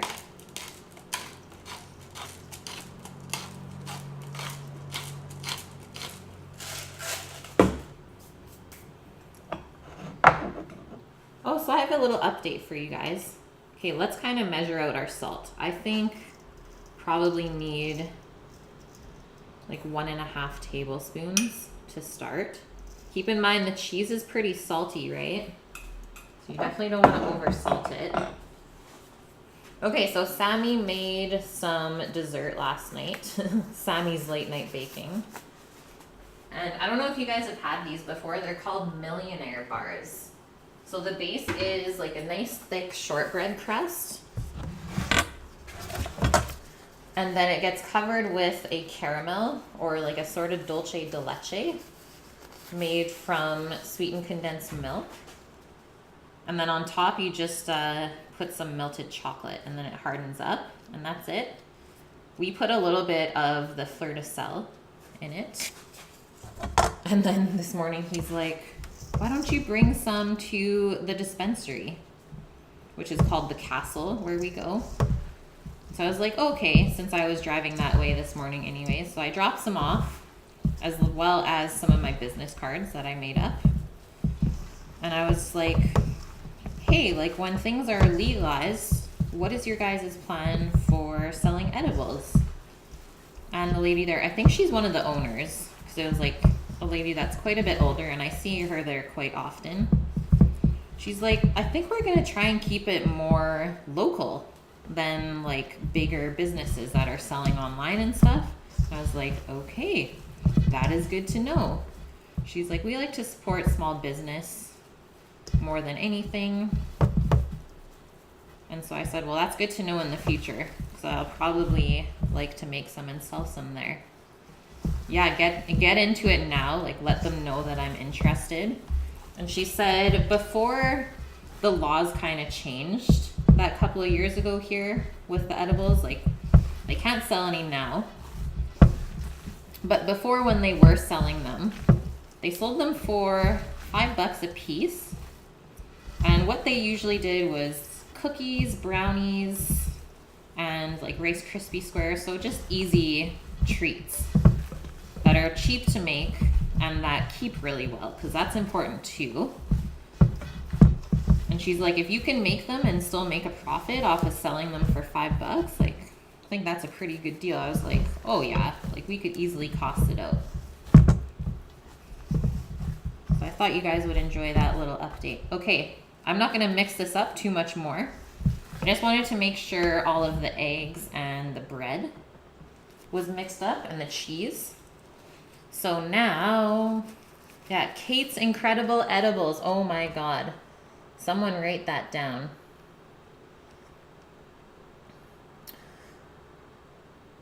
Okay. So he says form golf ball sized pieces. Yeah, let's go. You'd buy them. Kate's Incredible Edibles. I'm seriously writing that down, Elvin. Give you a portion of the sales.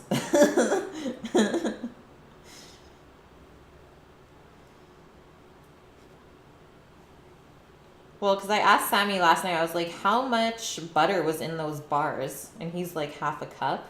I was like, well, that's pretty easy to infuse then. That's a good amount of butter.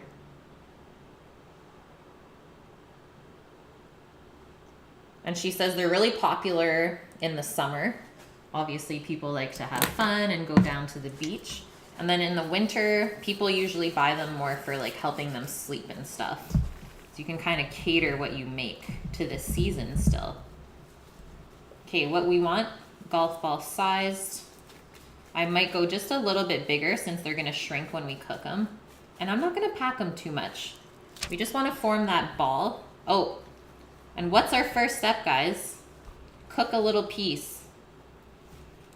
And to cook it, I'm just gonna flatten it and that way it'll cook quickly.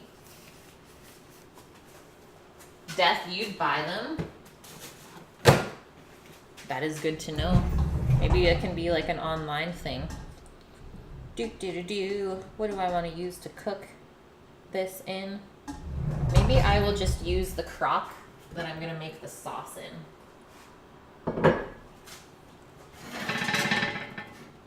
Cook a little piece. Yeah, we have to prodigious. I'm so bad. Even I forget sometimes to check for seasoning first.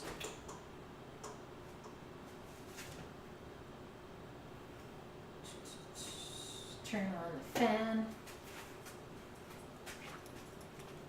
Okay, so I just turned that up to medium-high heat. I can throw it in there now. I know there's enough fat that it probably won't stick. And let us pray that this seasoning's perfect.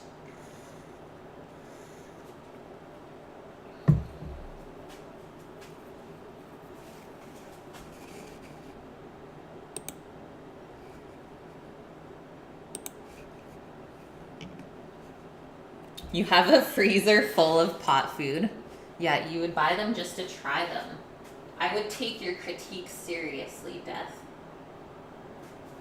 Very much so. Okay, we're not going to ball anymore until we know the seasoning. But let's look at the marinara sauce. So what we have to do to get that going is we obviously need to fry up some onion and garlic in olive oil. And then we need tomato paste and pureed tomatoes for the sauce. And then you just put in a little bit of sugar. I know that sounds weird. That can be optional if you're weird about sugar in your tomato sauce, but I like the way that it kind of sweetens it up and cuts the acidity. Orange pineapple juice. Oh, I haven't had that in so long, Rook. Or how about the strawberry banana orange juice? That one's so good too. It's like a smoothie almost. And then a couple bay leaves. So why don't we get our bay leaves now? I wish I had fresh ones. I'm just gonna pick a branch from work and bring it home because my bag here is almost done. I just wanted to make sure I use the dry stuff up first because it doesn't last quite as long. Strawberry banana, so good. I love how you call them strawberries. Strawberry and banana.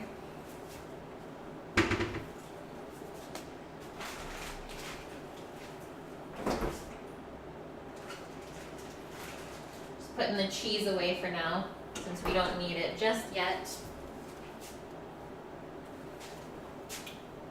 All right, meat. Let's get cooking. Do your thing.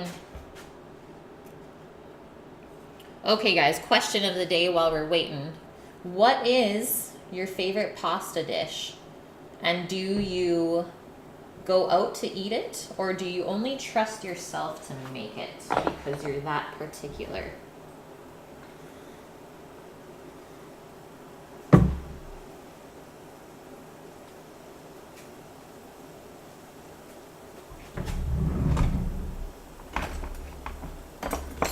Getting a little spatula. I know it's a tough one, hey Prodigious? It's like favorite pasta dish. How do you even decide?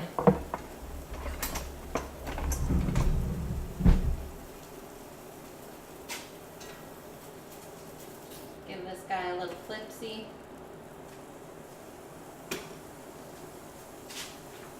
Carbonara. That's mine, Elvin. Spag carb. Can't beat it. Best one I ever had was in Rome. And none will ever be the same.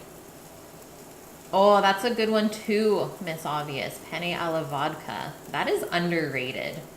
The vodka sauce is just so good. Cheese wrap out of the can. From the original Chef Boyardee, of course. I'm just gonna go get my clogs. Feels weird without them. See where my dog's at.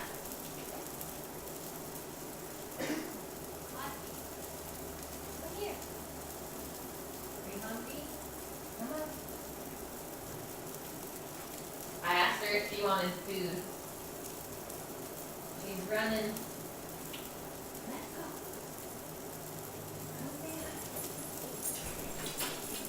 Come on, just wait. Just wait. Kate Mines, yeah. Think alike. Yum. Okay, how is she? Just a touch more. But I can turn this off now and it will finish cooking. The meat feels really nice. Like it didn't go all dry and tough on us. Ooh, linguine and clams in dog. So freaking good. Like pasta dishes are so hard to choose a favorite. I'm pretty sure I would like any pasta. But I am pretty picky about it being homemade, obviously. Guess I can show you this little piece. So that's how it's frying up. So you can tell I didn't add any fat to the pan and it is already browning. Yum. Let's have a little testy test.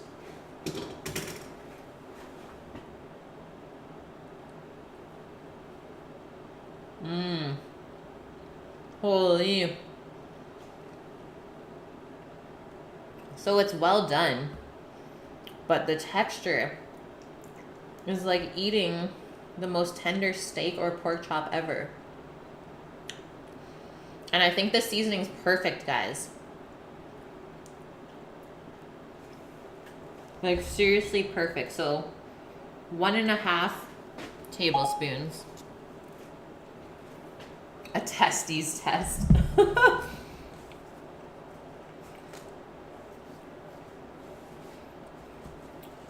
Okay, the guys are on their way home, so I'm not gonna worry about feeding Posh right now. Let's worry about dinner for now. Let's get ballin'. Armored, how are you? And the important thing here is to keep the meatballs all the same size.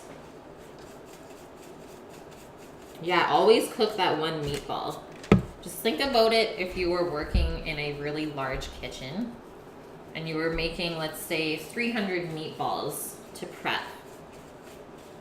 And if you didn't taste them and you balled them all and cooked them, like pre-cooked them, and the seasoning was off, think about how hard it would be to communicate to, let's say, 5 other people to make sure that they season the meatballs more after it's cooked when you go to serve them. So you never want to make that mistake. So always test any meatloaf or meatball mixture before you ball it all and do all that work for nothing. Yes, it was a pork shoulder prodigious. The fat amount in there is seriously perfect.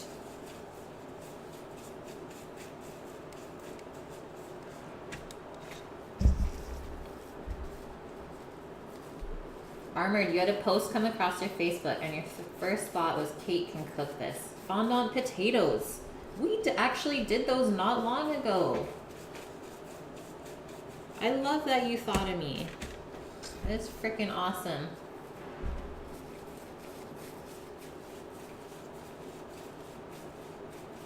If it was 300, you would test for sure. Yeah, exactly.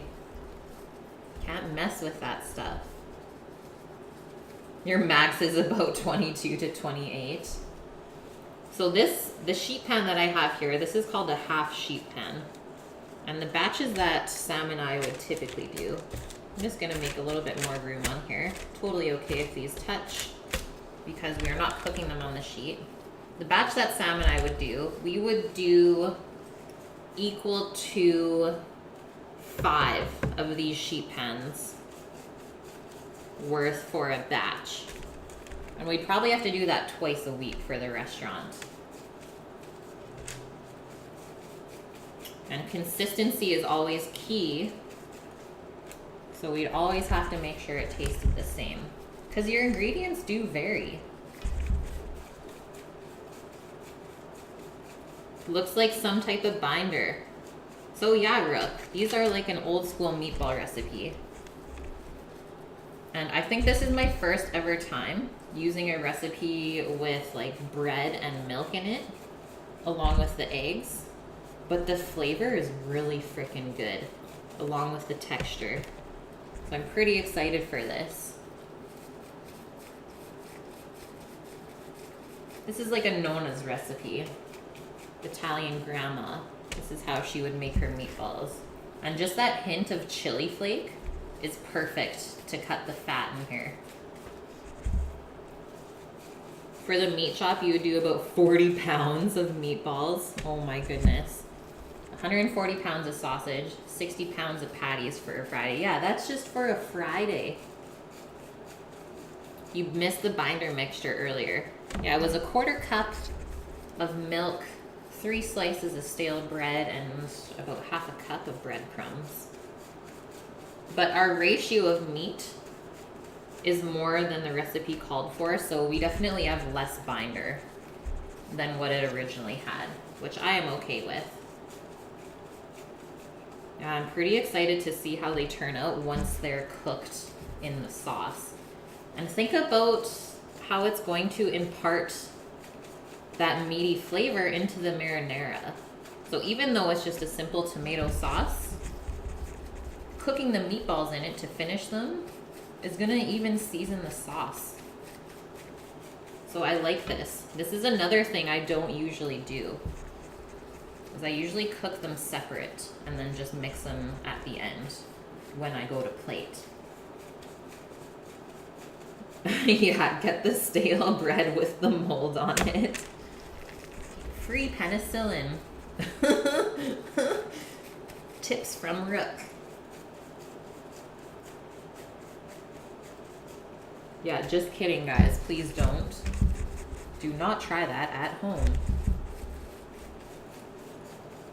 Well, we're definitely gonna have 8 portions here, maybe more, and I am okay with this.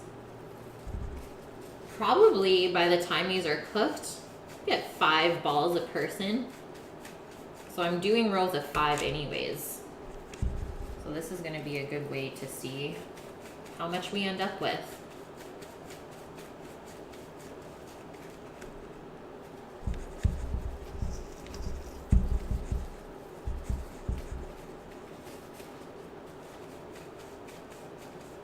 Meatball subs with the leftovers. Exactly, Miss Obvious.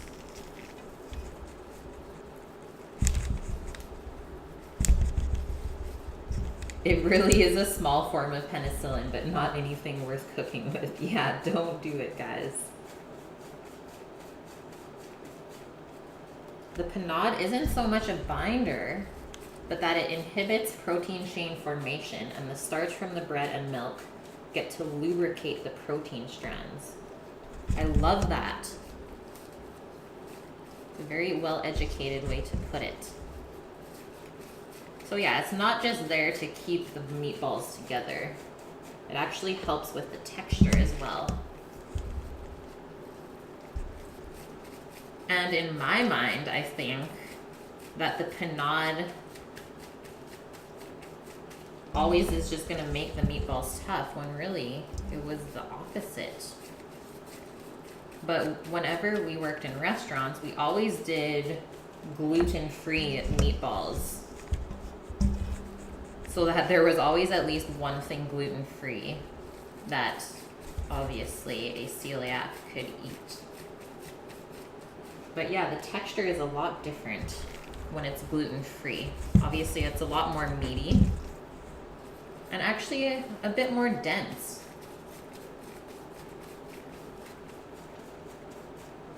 And yeah, the milk adds moisture. And the starches help to keep that moisture in. I am literally flinging meat everywhere. The monitor is gonna need a wash off today, guys. R.I.P. Studio, R.I.P.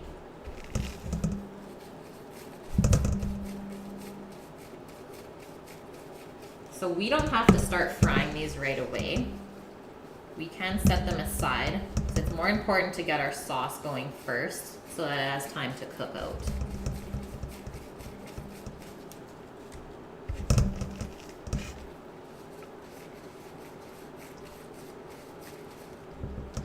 Yeah, you like the camera medium, well seasoned. Exactly.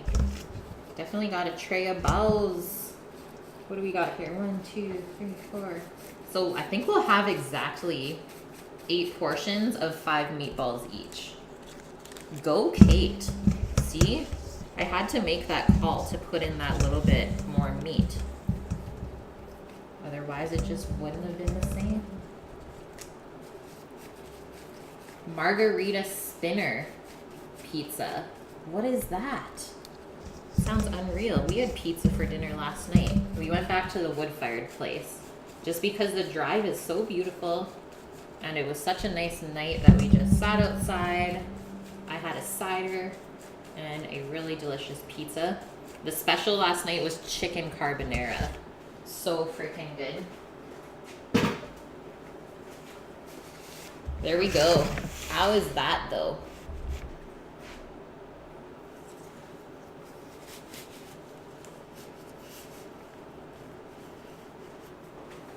Yeah, Kate and Sammy just need to start a meal prep service. I would love that, honestly.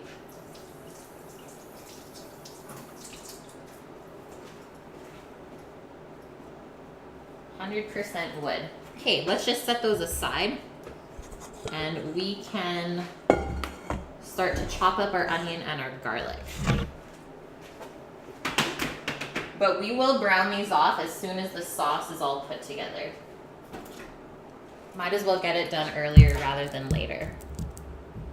You've never made your own pizza, Elvin? Oh, that's what I've been looking at as well, is the pizza steel. I think it's a lot better than, say, what is it? The pizza, like, ceramic stone? The pizza stone? Obviously, the steel is not going to break. Just trying to get this monster garlic apart. It's rough. So Matty calls for 5 garlic cloves minced. I think the 3 of these large ones is going to be more than enough. You get 12.5% of the proceeds. Yeah.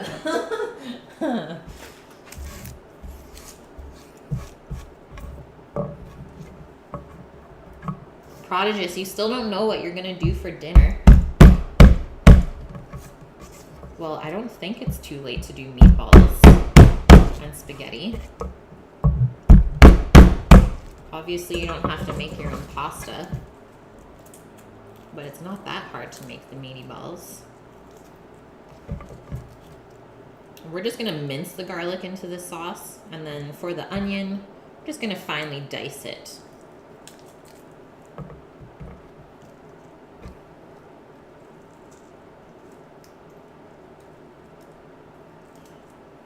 Okay, so you guys, what is your go-to, let's say, canned or jarred pasta sauce? If you're not gonna make your own, do you have a go-to brand that you like to buy when you're like feeling lazy but you want pasta and sauce?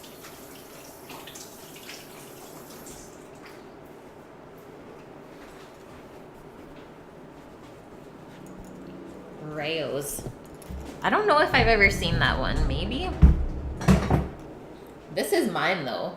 This one's at Costco here. Simply Naturals, organic tomato and basil. And it's delicious. I have have no problem eating that sauce, ever. Okay, push those garlic cloves aside for now, because we'll just use the garlic press on them. Now let's halve and peel our onion. Oh, as it starts to run away. Death matzo, tomato, artichoke, spinach, basil, onion.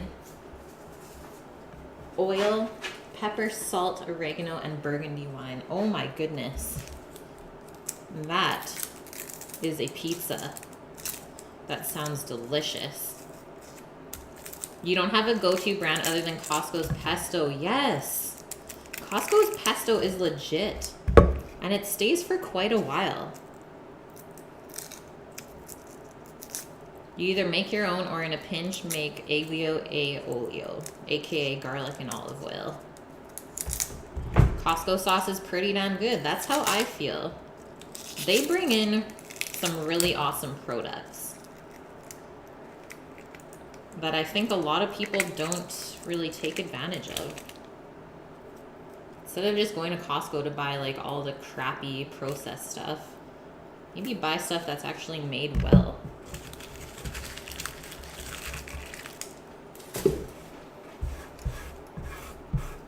And we can actually pour in our olive oil in our Dutch oven and start heating it up. Because this onion won't take very long to cut.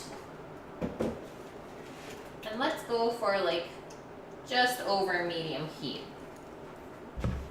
We don't want to completely brown the onion. We do just want to sweat it out a bit. Just follow the natural lines.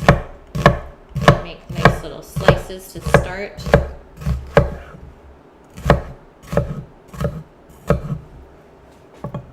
Costco has tubs of San Marzano adjacent tomatoes. I don't know if we have that at ours, Elvin. I think we might be missing out on that one. I've never seen San Marzano at my Costco.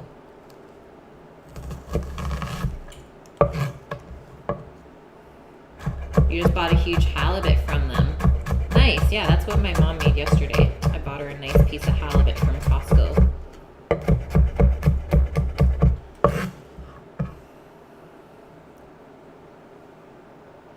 Halibut tacos, yum. Do it. Halibut is such a good fish for tacos because it doesn't just completely fall apart when you put it in the taco. Gum. Glad you're here. I hope you are well.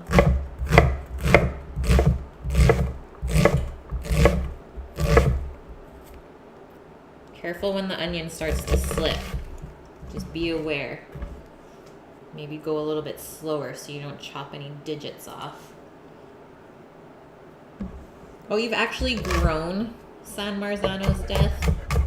I'm jealous. I am growing some sauce tomatoes right now. And that plant's from the farm. It's called Stupice. You know they're gonna be good when they have an Italian name, right?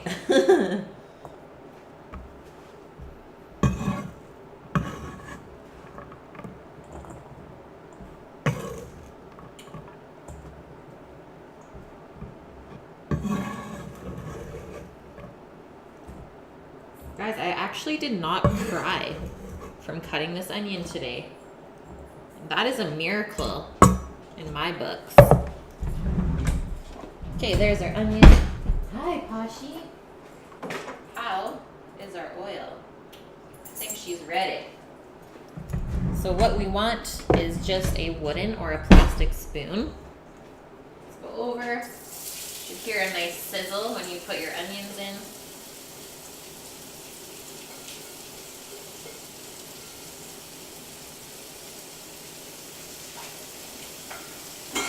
Give them a little stir.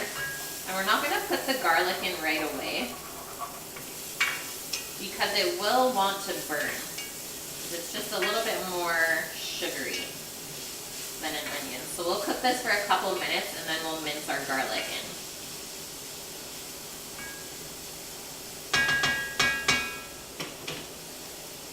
So in the meantime, why don't we open our tomatoes as well as our tomato paste.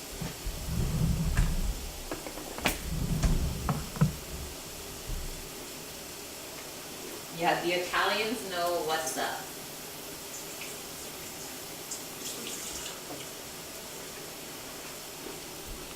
They are the most trusted, I think. We don't need this whole can of tomato paste. We only need 3 tablespoons worth.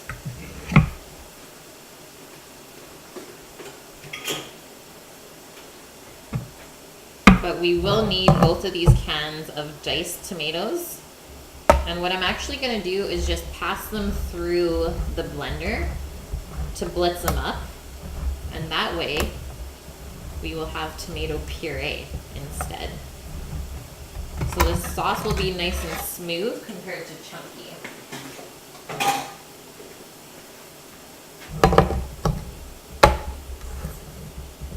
And I think that'll just be a lot nicer to cook the meatballs in as well.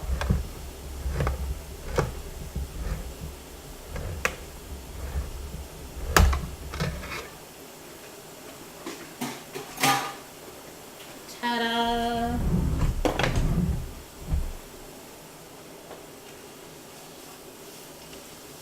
Okay, the onions are just starting to sweat. Got a good amount of steam coming out of here, but there's no browning action yet. I think while I have a minute here, I'm just gonna go feed the dog real quick, and then we'll carry on with this. Yeah, one of the Never Cut Yourself. It's a really good one. It's actually star frit. I find it works really well. Capers and anchovies, so it's more like a puttanesca. Okay, back in a minute, guys.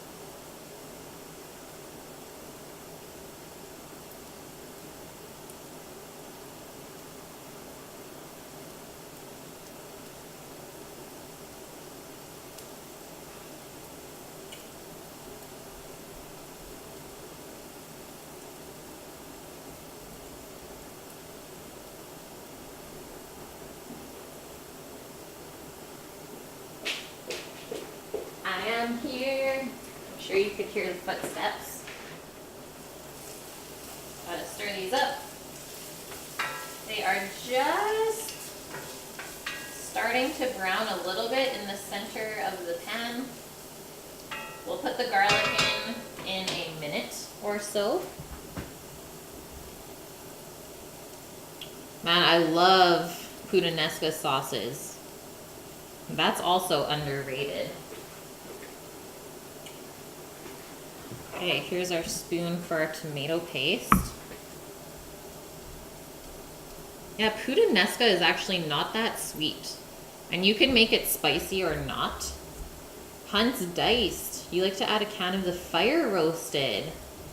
Ah.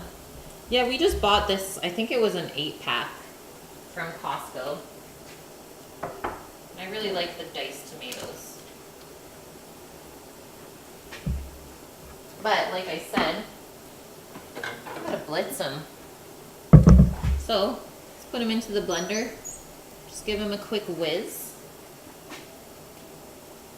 And then typically when we make our pizza sauce is we just blitz tomato with a little bit of salt and basil. So you can do that here as well. if you so desire.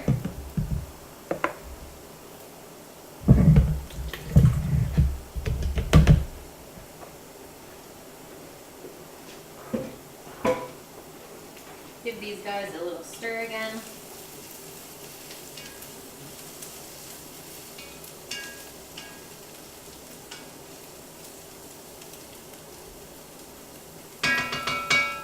Looking good. Fire roasted can for the win. Now we know. But you have been using the San Marzano.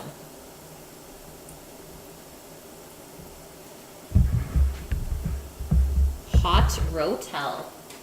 What is that? Sounds interesting. Okay, just blend this until it's smooth. Shouldn't take too long. Like literally 5 seconds.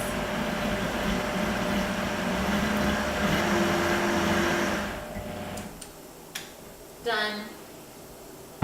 Okay, I'm bringing the garlic over. I'm gonna mince it into there. The fuck can I do? Welcome in. How are ya?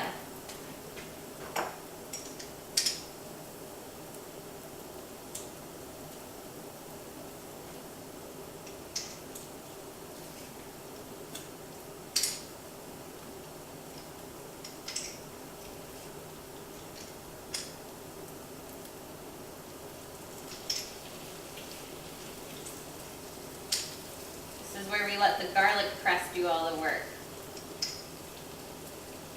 It's what it's there for.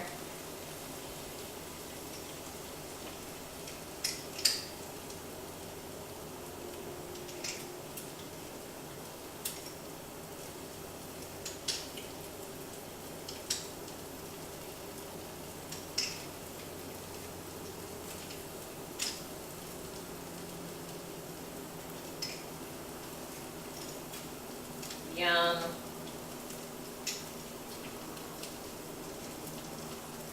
Scrape up all the goods. And we're not going to need that anymore, so let's put that to soak. Otherwise it'll get too sticky.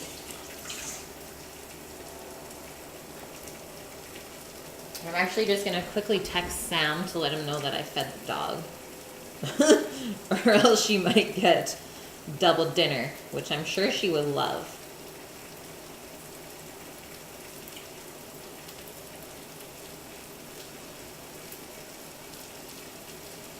Regular Rotel with diced habaneros and jalapenos. Spicy tomato sauce. Okay, so look at the color we have on our onions now. Looking really good. And obviously color, aka browning, equals flavor all the time. You don't want it too dark though, because then it will eventually taste burnt. So we'll just take this a couple more minutes. And then all of our tomato stuff is gonna go in. Oh, adobo. You can buy blackened poblanos in a can. We do not have that here.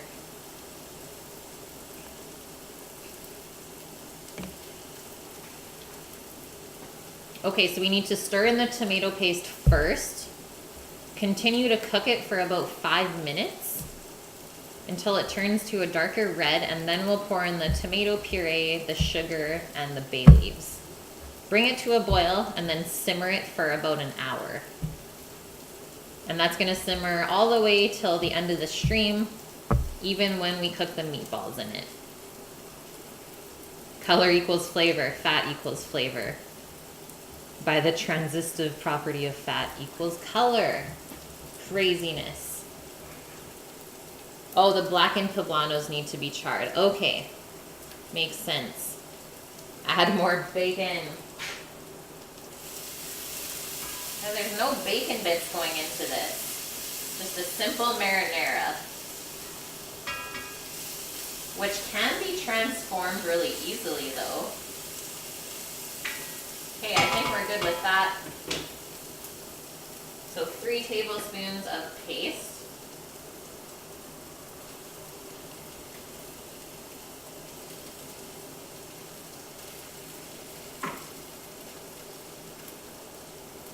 think I'm just gonna turn the heat down a touch now. You don't want to burn the tomato paste. You just want to cook it out nicely.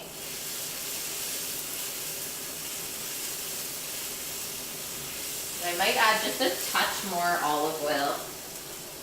I didn't add very much to begin with. And they did call for a good 1/4 cup.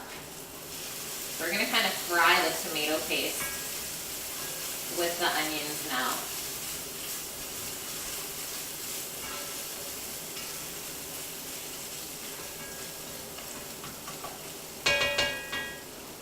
And tomato paste freezes really well.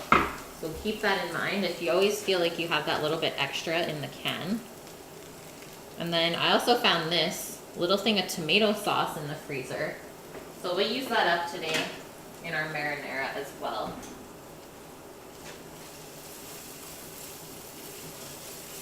We want to stir this tomato paste mixture quite often, just because there is so much sugar in tomatoes. It could burn quickly without you even knowing. Rook and Prodigious, thanks guys. I'm loving the bit wars today. You're pretty lucky you live close to the Oakland Spice Shop. What? That is so cool. Oh my god, Rook. What the heck, you guys? Thank you so much. Rook, you can't even tell me that I'm not making you dinner next week, because it's going down. Thank you, thank you, thank you. Genesis, thanks for the follow. Welcome in.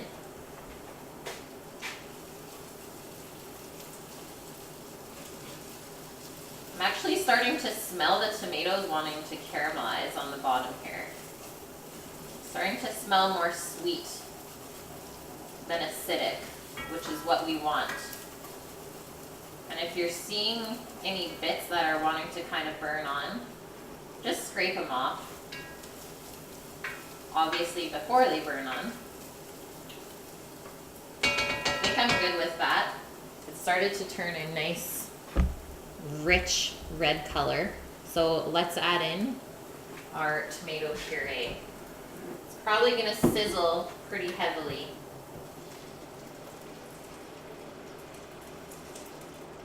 Wasn't that bad? Sometimes it can spit at you though, so just be careful.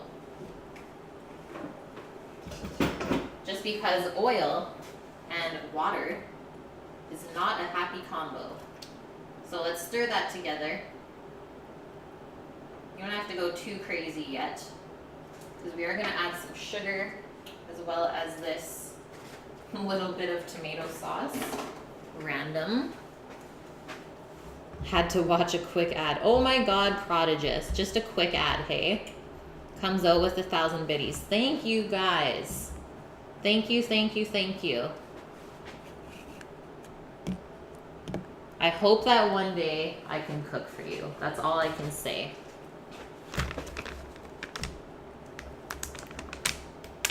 Now I have to make sure that I always teach you guys whatever I know. Always works both ways. Okay, I'm gonna use a natural unrefined sugar for our sweet component, but white sugar, just as good. I'm just trying to use this stuff up, if I'm being honest. So we need 3 tablespoons of granulated sugar. Prodigious, with the sub as well. Welcome to the squad. Yeah, I think you deserve to be here now.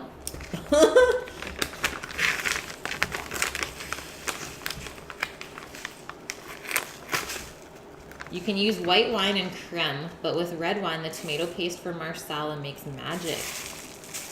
That's another thing I haven't made. Chicken marsala.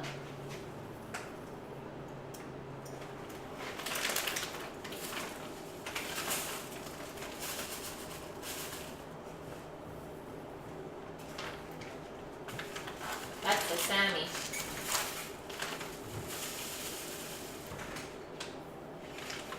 There's our 3 tablespoons. I know it looks like a lot, but as this cooks down, the acidity in the tomatoes will intensify. So we need to cut that with some sweetness. Just wanted to top off your bits, hey? Honestly, what do I do to deserve this? Helicopter, how are you? No, I'm Sam. Hi, Sammy. Rook, you're gonna go walk Pendleton. Yeah, let's see how high Prodigious can get the bits. It smells so good in here. Yeah? So good. Okay, now we can give this a good stir. But I'm not gonna season this with salt and pepper until the end. So we just need to bring this up to a boil and then a nice slow simmer. The oven's been fed. Yeah, I just fed her a little while ago. You wanna know something crazy? What's up? What do you think the temp is in Langford right now? 35. 31.5. Holy. And here, 15 degrees. Yeah, it's nice and cool here today. 15 degrees difference from Langford to here. That's a lot of meatballs, hey, Helicopter. Sammy, say hi. Hi, everyone. And yes, Helicopter. We did add Give this breadcrumbs. one a big hug. Ah! Mwah, mwah, mwah. Hey, my sauce matches my shirt. Winning. Sauce shirt. Now you get your shirt saucy. Yeah.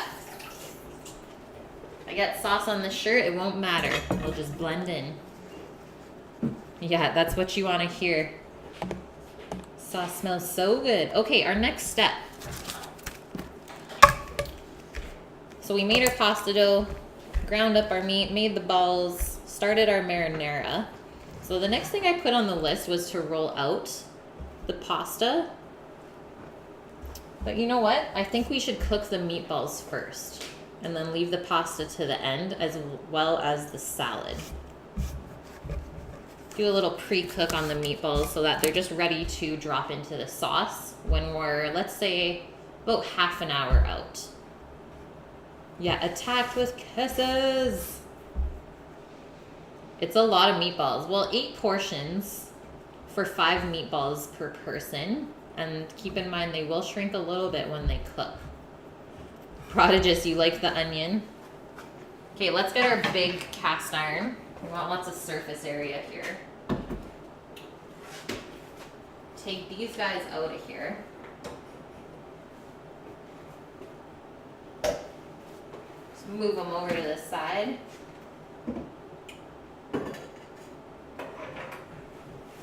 Like so. And start heating up our pan.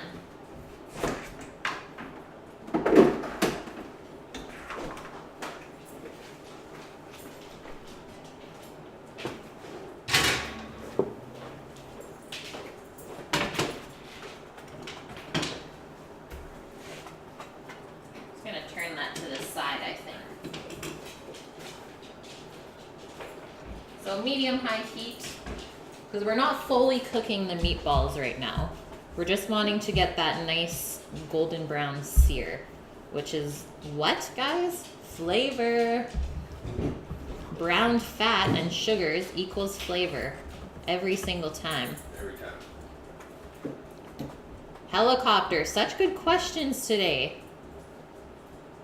And like I said earlier, I've never cooked meatballs this way. By like pre-frying them and then dropping them in sauce. So this is new for me and I'm really excited. And I think I'm gonna do a mix of olive oil and vegetable oil.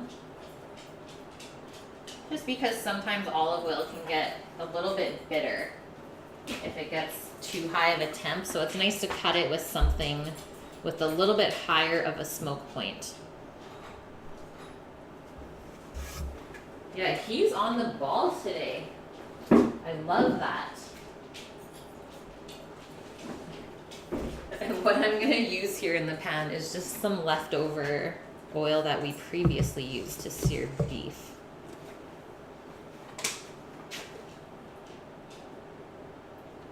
Just want one nice layer. Don't use too much oil to start. Obviously you can top it up if you feel low. He's on the meatballs. The meatiest balls. And I think while that heats up, I'm just gonna take a quick bathroom break. and we'll get back to it.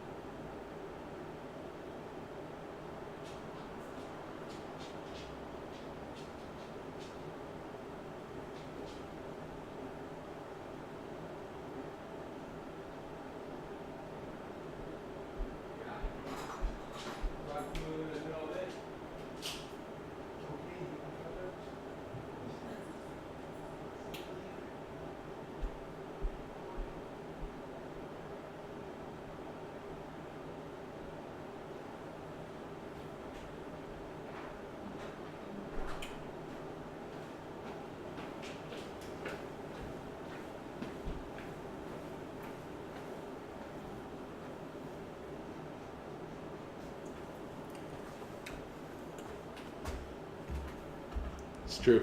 Feels amazing. I don't know what's happening.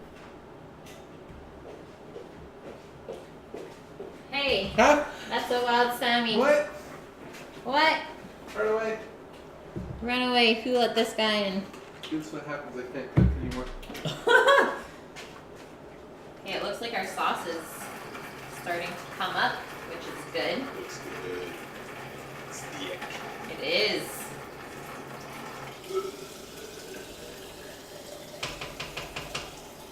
How is this pan? Dinner will be 6-ish yet? Yeah? Okay. Are you going? Or what are you doing? I'm just going in for a McRib by myself. It's Tuesday nights, not Monday nights. Oh. How's your chat window like that? You like my setup? Yeah, it looks good. Thanks. Okay guys, this is looking like it's almost there. I think I'm gonna turn on the light now. I'm off the leash, Dark Elvin. I'm out. Okay, perfect. Yeah, he's off the leash. He's leaving us. Is your sauce the only one that spits everywhere? No, this one would do the same. It'll spit everywhere. I always call tomato sauce lava when it gets like that. Because when it lands on you, it just like burns instantly because the sugar's terrifying. You guys do some dandelions? Pardon? You guys do some dandelions? Yeah, I saw that one. I think you did though. Okay. That was there earlier. How come cream doesn't split when you add it to tomato soup? It's acidic. Cream doesn't usually split at all because there's enough fat in it. Whereas milk probably would. Yeah.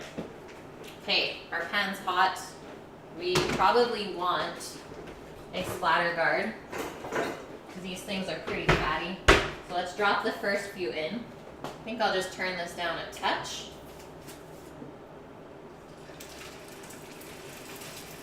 Don't crowd the pan too much either. Otherwise you won't get that nice brown color. And once you drop them, you can't move them right away.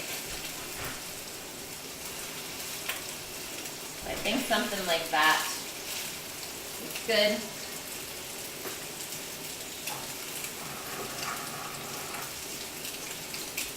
And maybe while we fry the meatballs, we can work on the salad. That way it's done. Ready to go. Okay, here's our salad bowl. I have some of the ingredients here and some in the other fridge, so I'm just gonna go grab them. And we still have to make the dressing too. So I will be back. The sauce is like at a perfect simmer. Just gotta grab some lettuce.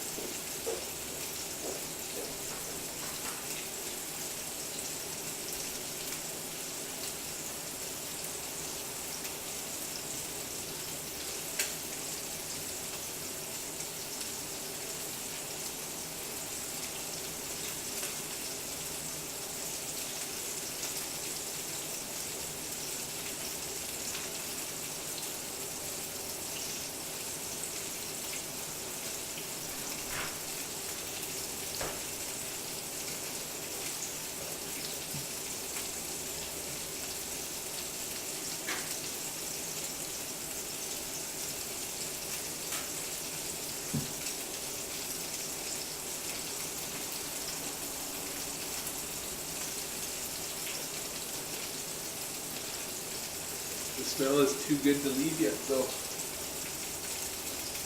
Like, smell that. You don't even know.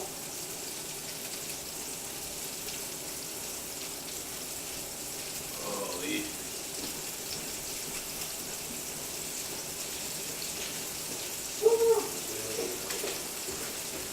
What? That smell. I am here. I found some lettuce. There wasn't as much as I wanted though. That is okay. You get to get some? No, I still have a little bit from the one at the farm. Okay. Have fun, Sammy. Okay, I'm gonna turn this cam down. We're gonna do some chopping. Canned plum tomatoes to make the sauce. That would be so good. Yeah, Jim, those little splatter screens are perfect. They really do help.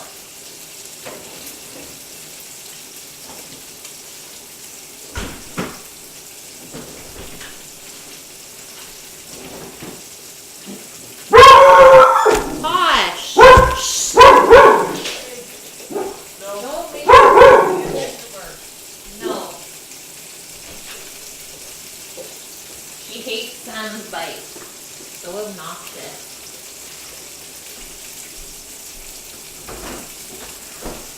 What a little butthead. Sorry guys.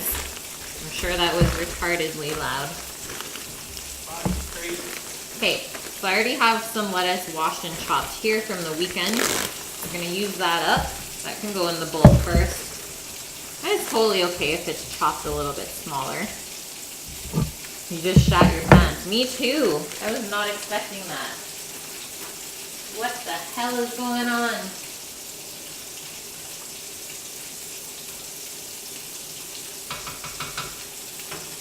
gonna turn that down to low.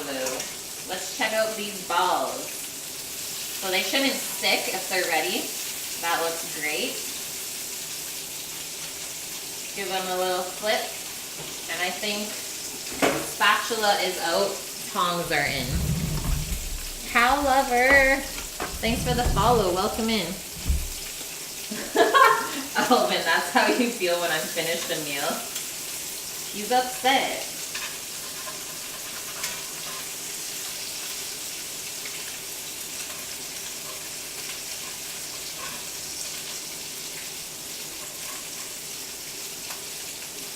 Yum. That nice, slow browning action.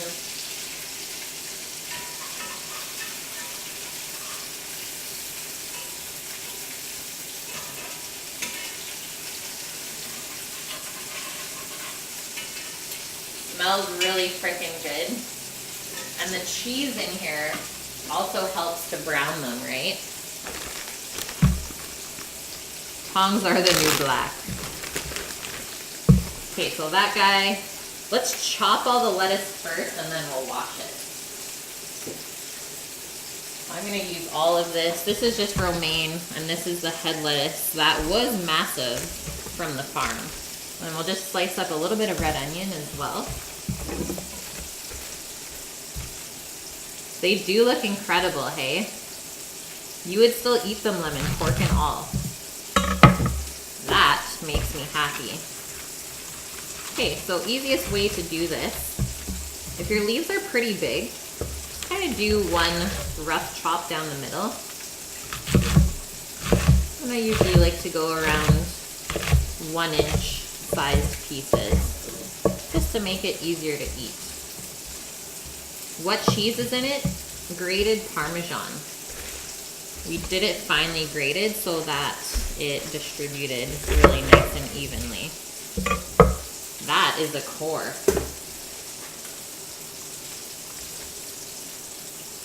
Guys, Sammy's back for like the 3rd time. What did he forget this time?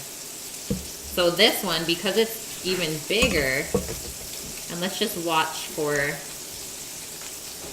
any, let's say, wormies like this guy, or any rust on the lettuce. Throw it out. Like, His helmet. It's like breeze in my hair. Sammy forgot his helmet. So we're gonna cut this one in half and then flip it over and cut this way in half as well. That way we get nice even pieces. And I can see here, we got our little lettuce core. So that can just be removed. So that's gonna be bitter and tough. Hopefully this will just stay here for a sec. I wanna check on the meatballs. Perfect. So these are nicely browned. And those can just go onto the sheet pan that they came from, because these are gonna finish cooking. We don't wanna worry about our raw meat and stuff. So don't worry about putting it onto the pan where you have the raw meat on, because they're not finished cooking anyways.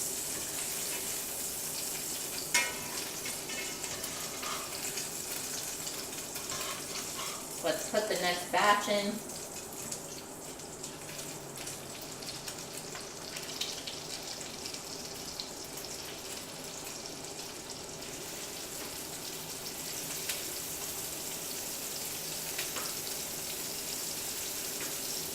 Smells really good from the pork, I think.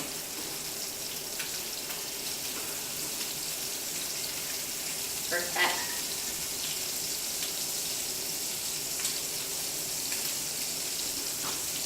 Okay, gather this back up, and then we will chop the rest of it.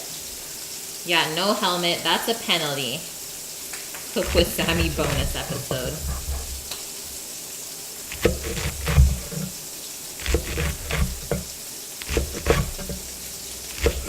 My mom actually made Sam buy that helmet. She gave him money for it. She literally told him, this was when we first started dating. She's like, if you go biking without a helmet, because this is when he was working in the mountains, you're not allowed to date Caitlin if you go biking without a helmet. So he went and got the helmet, needless to say. Okay, this is going into our spinner to wash and then spin the water out so the dressing can stick on. We'll probably do it in 2 batches, just to make sure we really rinse everything out.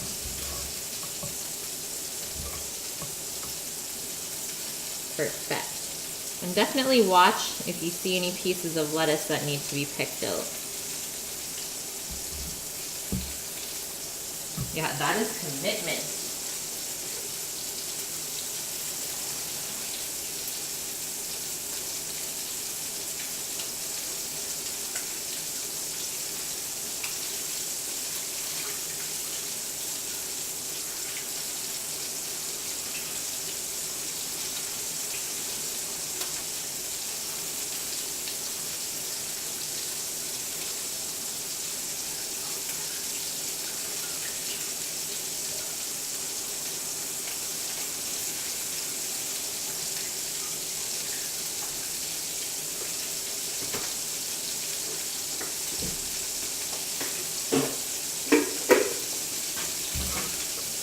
Spin this first, and then we'll wash the rest of it. Do I go by Kate or Caitlin? That's funny. I got asked that at work the other day too. I mean, usually Caitlin, but Kate is kind of a new thing, but I'm okay with it. What I said at work was, those two are totally fine, but if you start calling me Katie, that's not a thing. Not a Katie.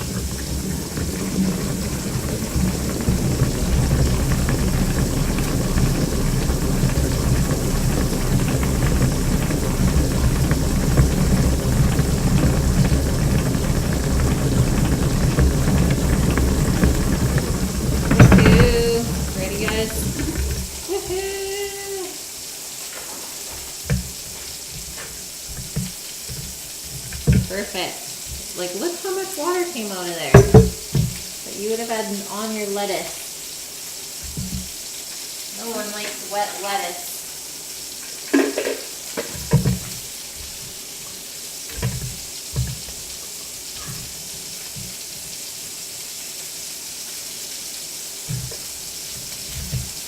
Do a little rough pick through right now.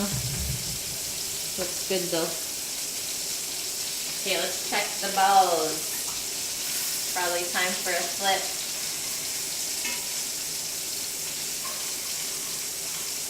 Perfect.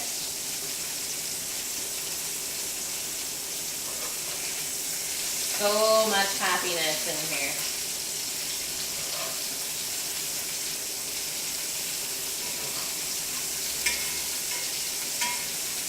Oh no.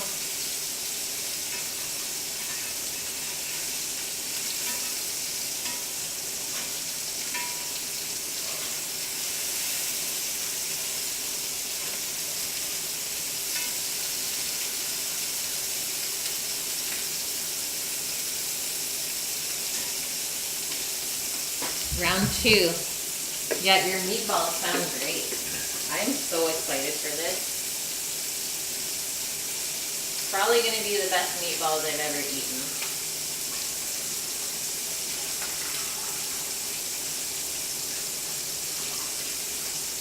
I have a feeling about that. That's one thing I didn't really eat when I was in Italy.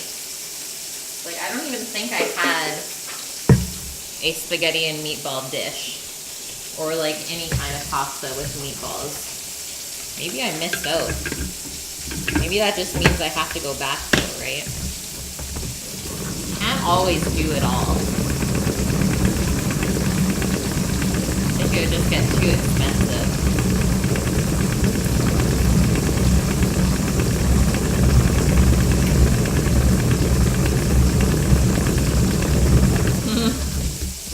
That taste test though. I know, and it's not even fully cooked yet. We can't even taste it. But that initial taste test was unreal of that little piece that we cooked first. Not even just saying it, guys. You know this. There ain't no lies.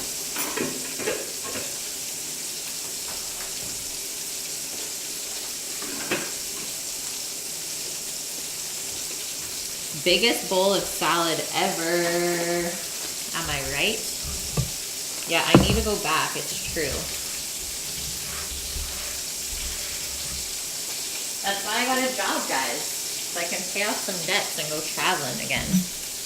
The important things. Yeah, quick trip next door to France, because there's definitely stuff there that I haven't seen as well. Okay. So we got our bed of lettuce. What we need now is some tomatoes. Classic, right? And I love these tri-color cherry tomatoes. You guys know this. Definitely my go-to. What I'm really waiting for is for mine to be ready in the garden. Definitely have a couple weeks to go still.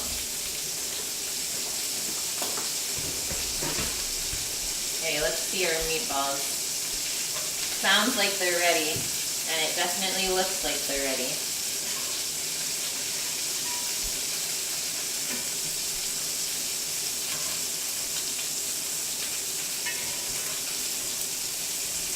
And if they lift easily out of the pan, they're definitely ready.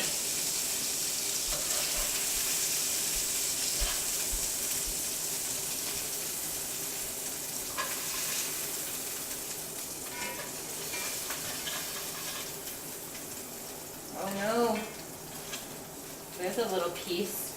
A casualty. I think it happened on purpose though.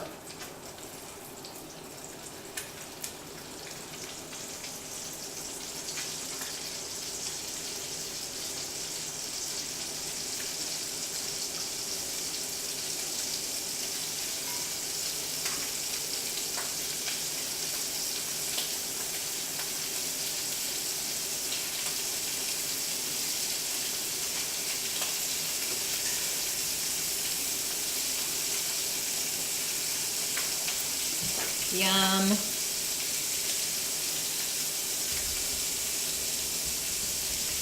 Nothing better than a cast iron skillet. Yeah, try 2. The ball is in your court. Hot emo girls. Man, you're still in here. Makes me happy. you can't eat tomatoes, the texture, sun-dried, amazing. Or like prune, pureed and cooked down and stored in the fridge overnight to recook the next day. Best sauce ever, but never chunky. Okay, you're one of those people, hey? See, I always knew it was more of a texture thing than flavor. I don't know, tomatoes are definitely one of my top things to eat in my diet. Could not live without them.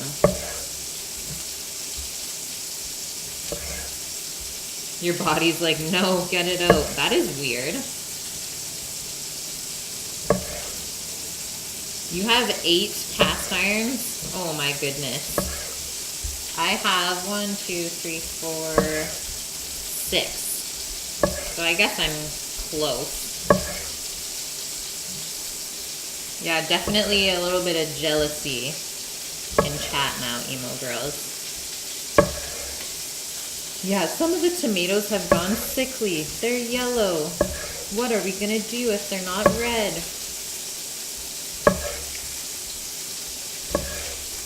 Honestly, some of the best tomatoes I've ever had were orange. So freaking tasty and sweet.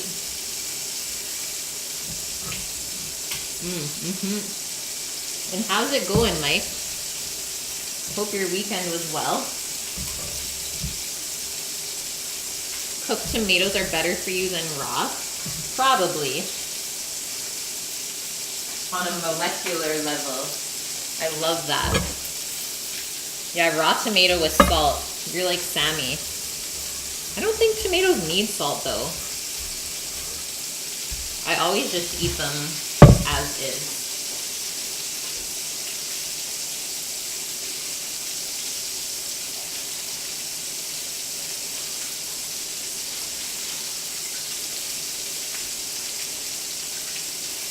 Okay, we'll have one more round of meatballs after this. I think we're doing well still.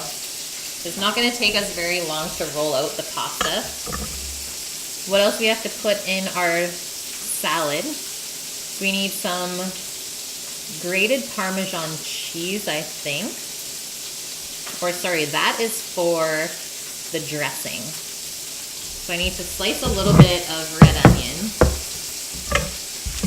Yes, we are doing a version of the Olive Garden salad, which in my opinion is one of the good things there. This onion is gone puree. You can tell that it's been cut and sat in the fridge for definitely a couple of days. Tomato with sugar on it. I do that sometimes, only at Christmas though. Okay, so we want to slice this as thin as possible. And I'm not a huge onion fan. So for me, the less the better. But I know it won't taste the same without it. I think that is more than enough. And if I want to be super picky, I think we might actually just cut that in half so it's just a little bit smaller.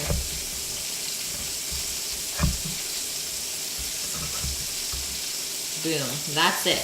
That's all I'm doing. Sam does not like raw onion at all, but I know the salad's not the same without it.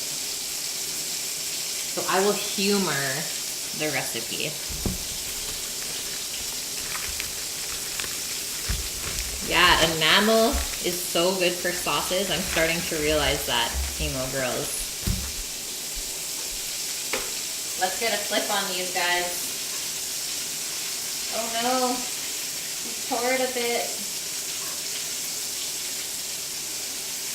Try and stick that back on there, but I don't know if it will.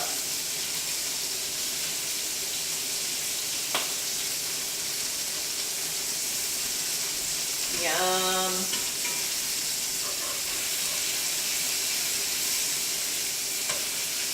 And I'm gonna guess these will take about half an hour to cook in the sauce because they're pretty big.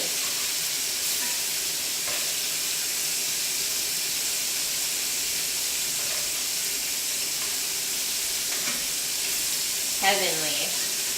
The sound and the smell. Oh yeah, pepperoncini. And I do have the croutons here, which are left over from our Caesar salad. Yeah, why only on Christmas? I don't know. That's just a tradition thing. Salt and sugar half tomatoes and sear them cut side and down in a pan for 2 minutes. Yum.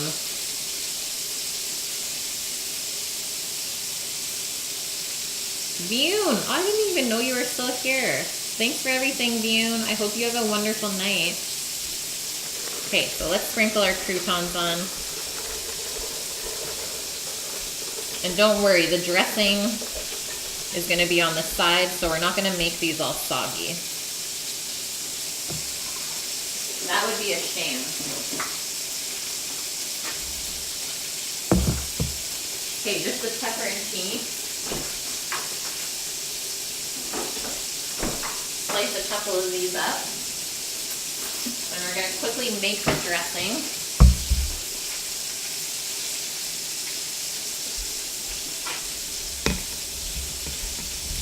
Sounds good, Lemon. I hope you have a good one, and maybe I'll see you tomorrow.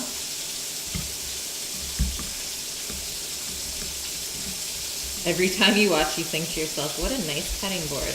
Yeah, my grandpa made this board. The croutons are some of the best I've had. I don't know if it's the bread or we just cooked them perfectly. They're so good and crunchy. So I think we'll maybe cut these in thirds. Maybe I guess I can be picky and cut the stem off. It'll just be easier to eat when it's in the salad.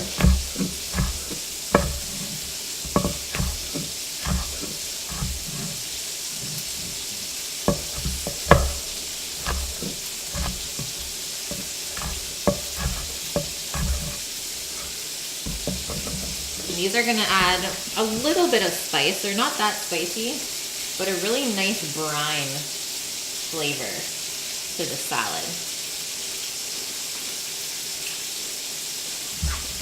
Wipe that up before it soaks in. You don't want no spicy cutting board. And I think our meatballs are probably done. Check it. Yep.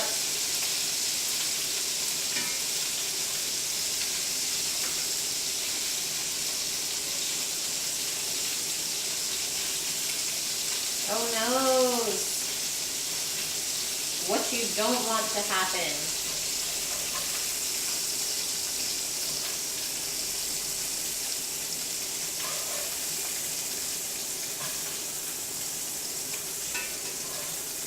Okay, we only had 2 of the meatballs tear like that. Only 2 casualties. We will survive. Okay, the last round, my friends.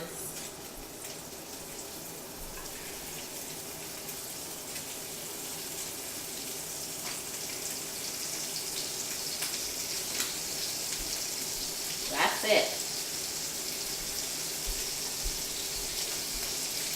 They should be ready right when we need to put them into the sauce. You want to take the sauce and meatballs, just take garlic bread, spread a ricotta mixture on it, and put them in there. Yes. Okay, calamatas is what we need, and then the dressing won't take us long to whip up.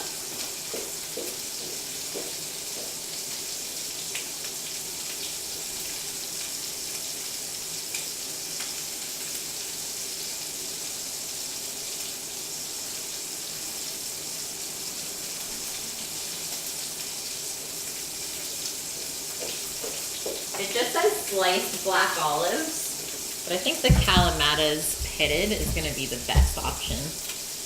You would buy a Groupon for the croutons. Yeah, you would. Make gravy with the grease. Well, you know I'm going to keep it because we're making sausage gravy on Friday.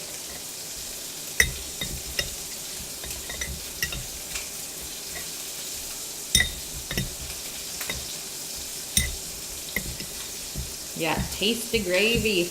Gravy and biscuits Friday. Breakfast for dinner. Acceptable losses. Thanks, Elvin. As long as you guys think so. Can never find niçoise. They're a little bit more difficult, but I always find the deli section of the market here carries the niçoise. Yes, it's the calamatas from Costco, and yes, they are really good. I think that's enough. And there's our other brine component to the salad. Now we just need the dressing. So we do need to grate some more parm. And let's grate enough so that we have some to garnish with for our pasta and meatballs afterwards. But first, I think we gotta flip these guys over.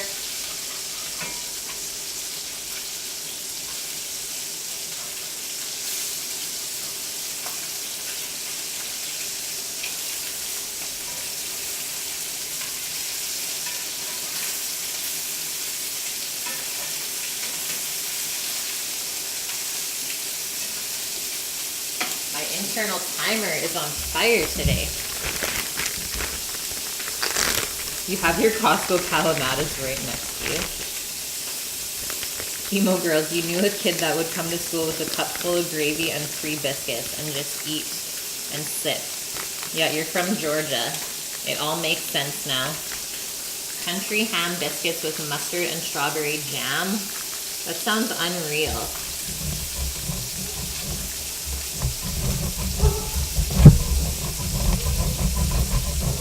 The sweet and tang. Yeah, it's all about that contrast, hey? And we do shop for many of the same things. I find that really hilarious. We're on other sides of North America.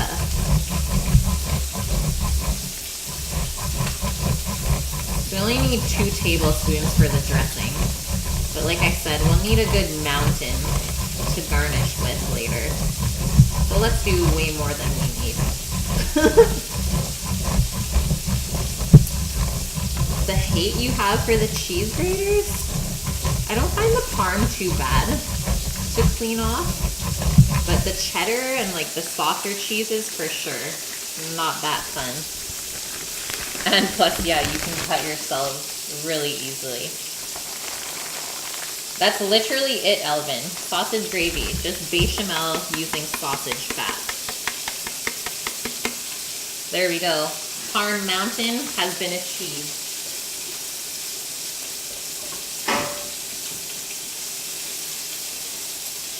We have destroyed our stovetop as well. Okay, meatballs are done. Turn this off. Put them on the sheet pan. Actually, you know what? Let's just transfer them to here. Just think about this. They're still not cooked inside, so it's probably still a little bit cold. So that's going to take some time to actually heat it up fully. Like I said, it'll probably take around half an hour. And if not all of them fit in the sauce, that's okay. I just need enough for tonight's dinner. Move our hot pan off as well. Goodbye, meatballs. See you in a little bit.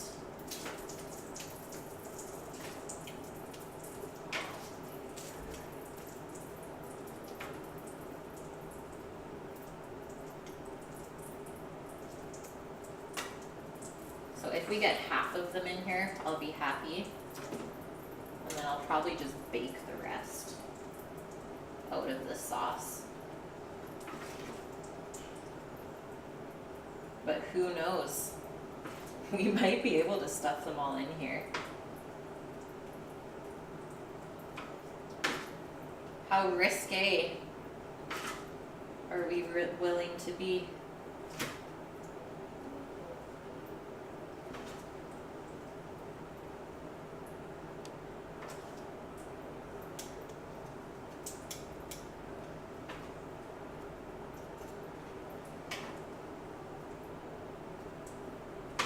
ratio to meatballs though. I think we've hit perfection. See how much the pot has just like filled up? Just pushing those limits. You know how we do. Guys, we only have 2 left. We are probably going to be able to fit all of them.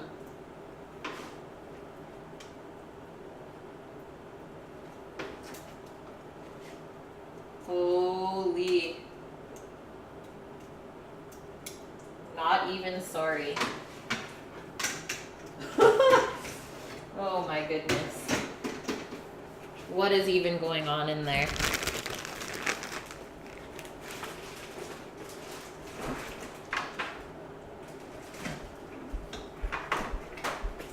Okay, just put this over here for a sec. And let's get this cup out for the dressing. So this doesn't make very much dressing. 1/4 cup of olive oil, 2 tablespoons of white wine vin, and a tablespoon of lemon juice. And it actually has a bit of mayo to emulsify it. So let's grab that now.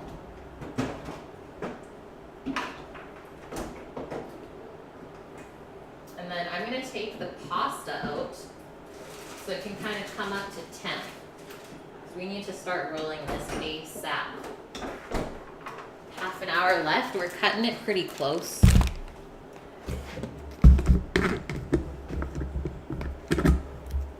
Probably just going to do my own ratio for this dressing.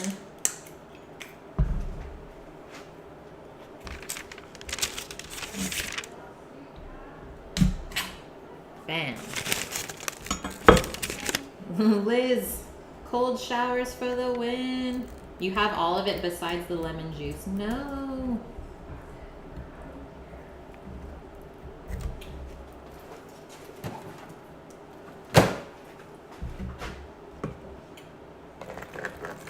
I like to do equal parts of vinegar and acid to olive oil. So I always start with my acid. So next up, we're gonna do our lemon. Just gonna juice 1 entire lemon.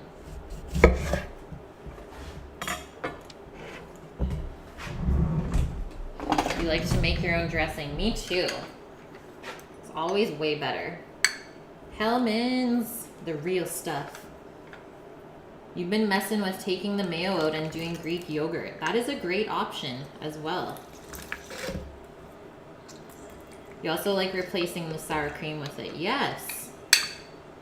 I am with you on that. I find that's a great alternative if you just want to change it up a bit. Your dressing spilled in your new lunchbox. The struggle.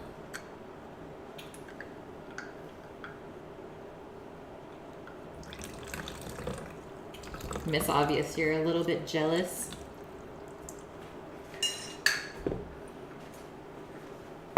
Pretty excited. Okay, let's put some of our mayo in.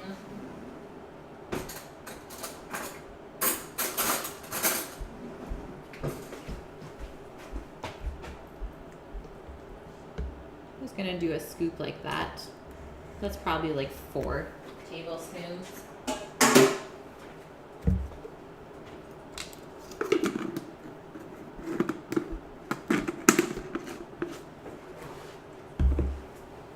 Now our oil.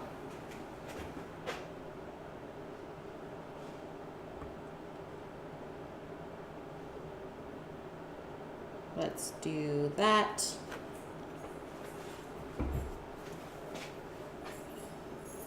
Okay, some of our cheese. It says 2 tablespoons. Just gonna drop in a bunch like that. It says garlic, salt, and Italian dressing. So I don't have garlic salt, but I do have powdered garlic. So I guess I will use that. California granulated garlic. this might make the difference. How much do we need? 1/4 teaspoon. Careful though, because this stuff's pretty strong.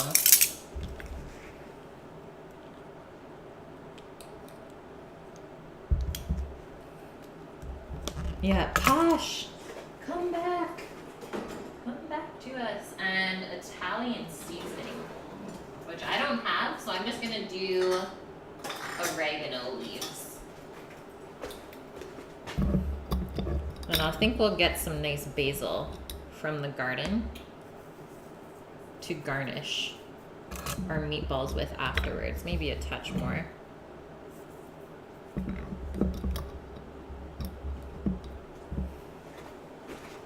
And just a bit of salt and pepper, and then we're just gonna shake this up. And then it's time to get rolling.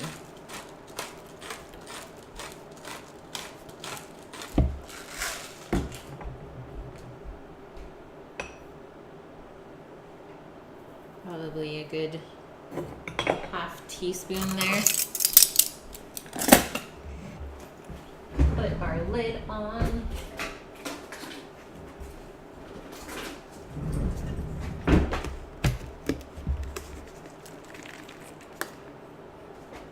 Make sure you hold that lid on tight.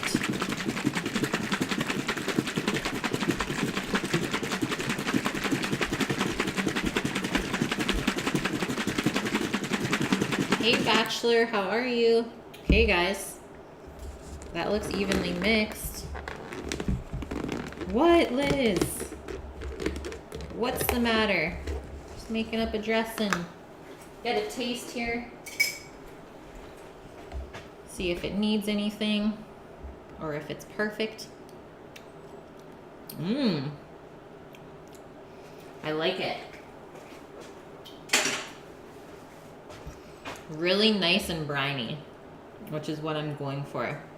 And you do get that little hint of garlic, which I think is perfect. Okay, salad set, donezo. We'll just set that aside for later. You pictured the lid opening. I know. So I was like, hold the lid on tight. Don't mess around with that. Okay. Let's just quickly wipe off our board. And I think I will pour our water for the pasta so that it can heat up while we roll it out. And how did I set this up last time? I think I put my board over here, that way, and then I rolled out the pasta over here. Because I gotta attach the pasta roller to my cutting board because it doesn't fit on the counter here. And that's typically the case.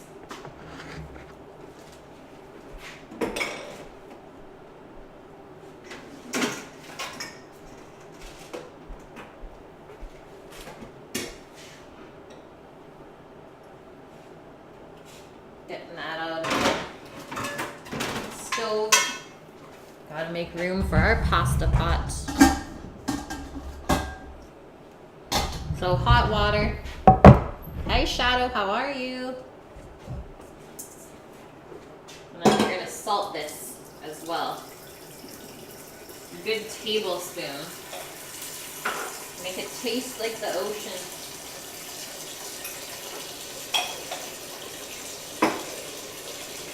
So, rolling pin. You got a new tat yesterday. What is it? Spill the deets. Now I can notice that you guys can see my compost bag on the ground there behind me. All I'm gonna say is YOLO. I didn't want to use up the whole or like half bag. So I'm just gonna top it up after dinner today. That way I won't waste anything. Okay, now we can just start our pasta water heating up as we work on our pasta. And if this is not freshly rolled, I don't know what is. A link is totally okay. Yeah, as long as it's safe.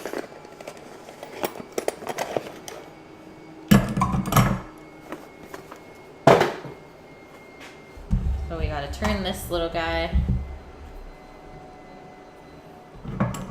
This goes into this piece on the side. At least I think it did. Oh, sorry. Quite sure that it doesn't fit onto the countertop. Like just, yeah, the drawer is in the way.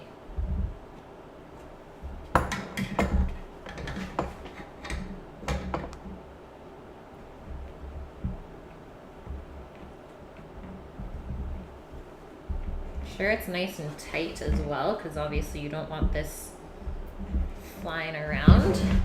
So there's that. We'll need this later. Actually, we won't need this later because we're going to hand cut the noodles. But we do need our little crank. That little guy. And then obviously our rolling pin. So to start, we need to cut this into 4 portions.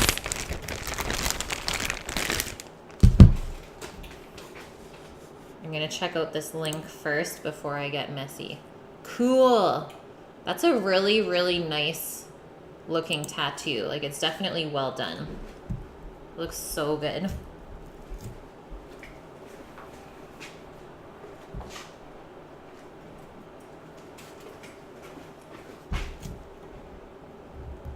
Our pasta dough feels great as well.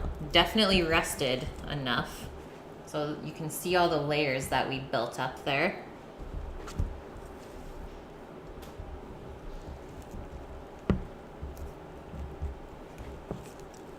That's only her 9th tattoo she's done. Wow. Yeah, she's gonna be good then. Put the other 3 pieces back into the bag so they don't dry out. You let her practice on you, because you probably get a cheaper rate, hey? And we definitely need a little bit of flour put down here. Not too much though, because you need that little bit of friction to keep it on the counter. Otherwise it'll just kind of slide around. But you also don't want it to stick to your rolling pin. I always like to just flatten it out a touch as well. You are famished, Liz, as always. Somebody feed this woman. Move over, Mose. Might end up on the ground. And so we just need to roll this thin enough for it to go through the pasta roller. Maybe a 1/2 inch thick is what we're going for.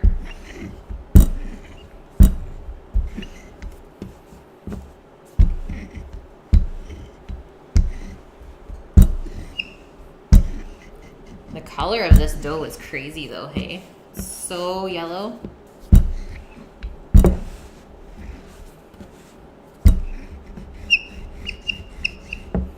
I'm upset that my pin is squeaky. I think that's good.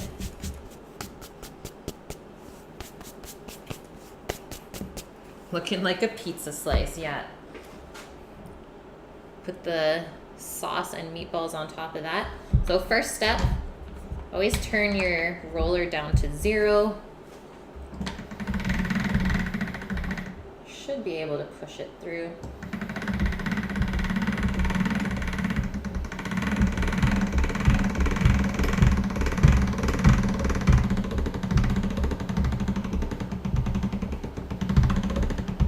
And if your pasta is not thin enough, it will tear a little bit as it tries to go through. So if I look at this right now, you can see that it's trying to pull. We just need to roll that a touch thinner before we wreck it. Definitely don't want to do that.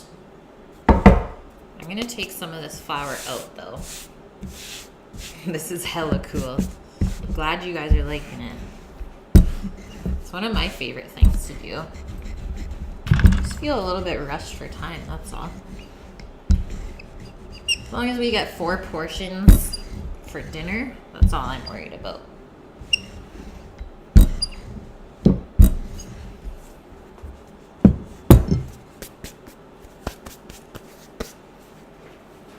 Okay. Let's go.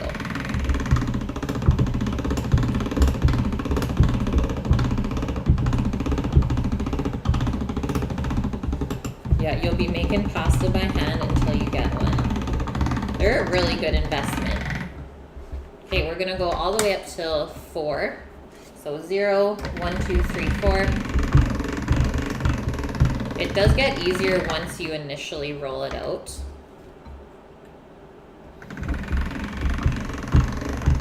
I'm gonna try and do this as fast as possible, but I'll make sure I tell you guys all of the steps.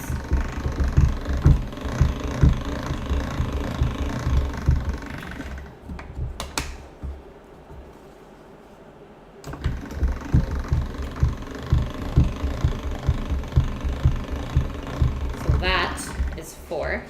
What we want to do now, so this is our sheet. It's not completely rolled out.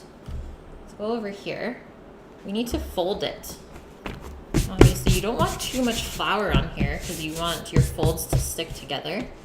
So here's one. Put your other end to meet your other one. Or actually, sorry, what you want to do initially is make your edges meet in the center.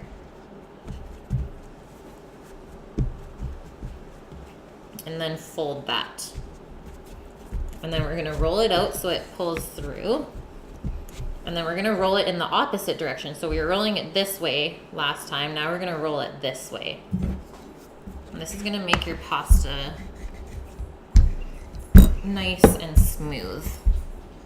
Very important step, but I think a lot of people skip.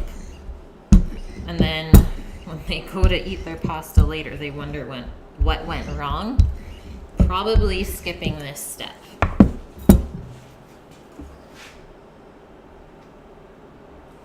So back down to 0, of course.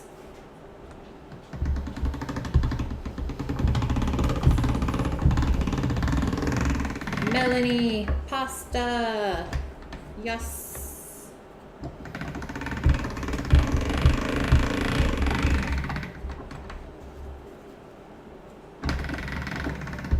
And I think I'm only gonna do, let's reverse. Try and fix this. I'm only gonna do the 1 fold today. But typically I go to 4 twice and do 2 folds. Just don't think we'll have time. As long as you do 1 though, I think that's the most important. So I can already tell it's rolling out a lot smoother than the first time. I'll just show you guys the dough after I get up to 4.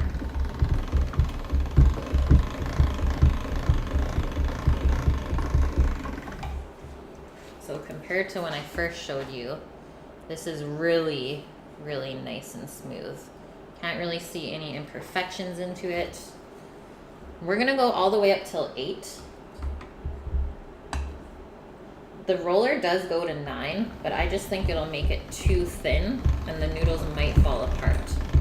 9 is really good if you wanna do like a really nice ravioli that you wanna see through almost. Something delicate. But for noodles, I find that it might just fall apart.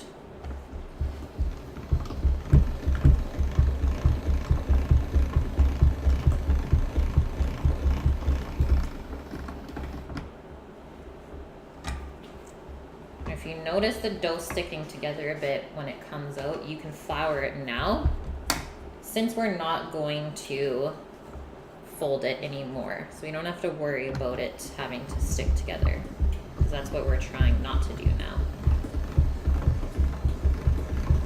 Go! Don't let it build up too much under here either. But it always seems to make a nice little accordion for you. So look at how long this is getting now. Doesn't even fit in the frame. One more setting, and then we can cut up our noodles and carry on with our other piece. And that should be more than enough for us to eat for dinner.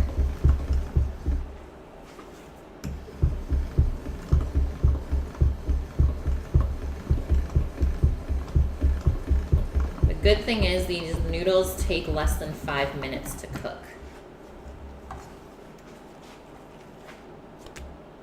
This is just lovely looking. Okay, let's go over here. Check out how much pasta we just rolled out. A good 2 portions worth, I would say. So now when we go to cut them, this is where we want flour because we don't want them to stick together. We're just gonna do a couple of folds.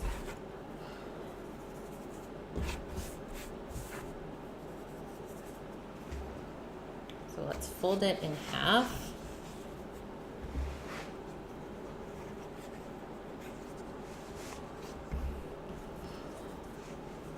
And then again, and maybe again. We'll just come over here.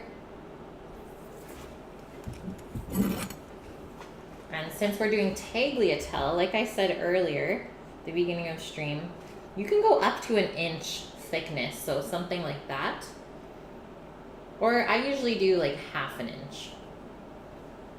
It's perfect.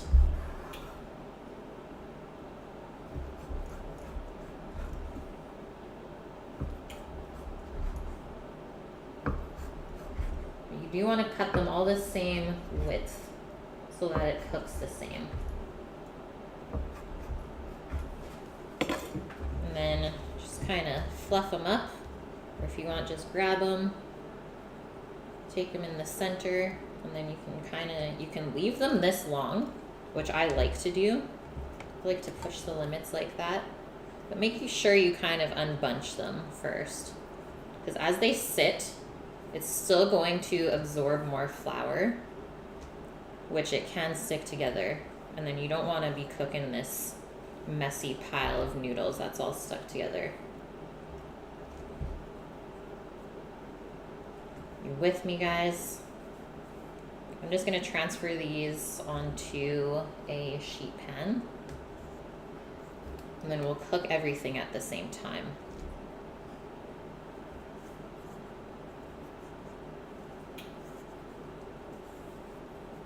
The color is just amazing though, hey?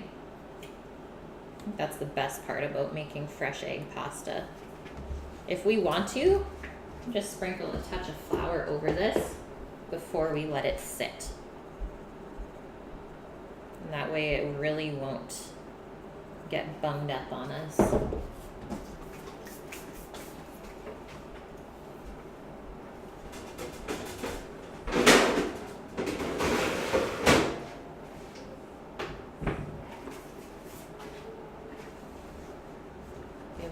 Tossy toss first.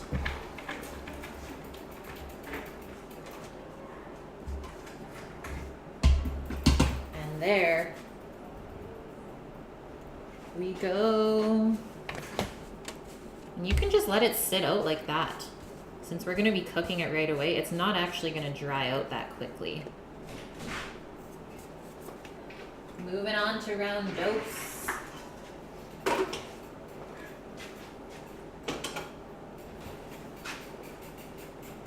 How's Sammy? I just used all-purpose flour, Jer Bear. Nothing fancy, no double O, nothing like that. Keeping it simple for you guys. Just to show that it is possible. You don't always need those fancy ingredients for things to work out. So I'll just put a little bit more flour on here. Roll this guy out so it'll fit into our roller,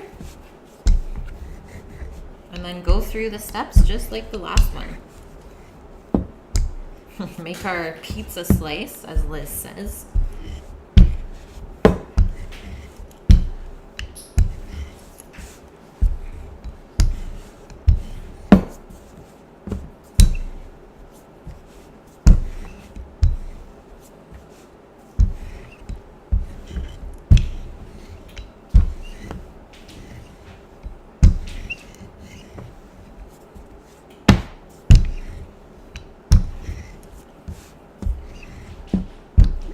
gonna be the best non-Olive Garden meal you've ever had. Okay, I think that's great. Come on over. Back down to 0.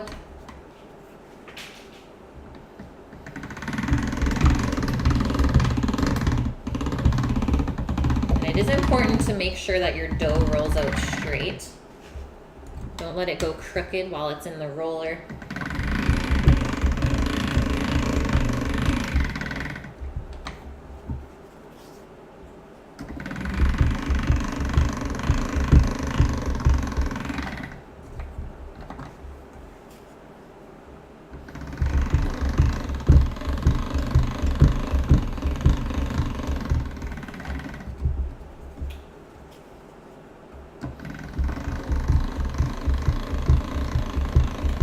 Has anyone in chat made fresh pasta before? Okay, so that's 4. You know the dealio. Come over, do your fold. You can't skip this step, guys. I'm sorry. No, I'm not actually sorry. You just need to make sure that you leave yourself time to make it properly.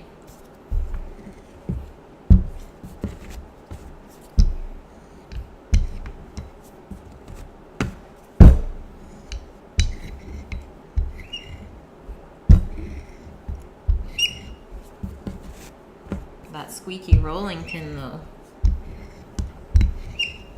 My fave. Making fresh pasta is your favorite thing. Me too. Okay, so rolling the opposite way. Back to 0 again. And then all the way up to 8.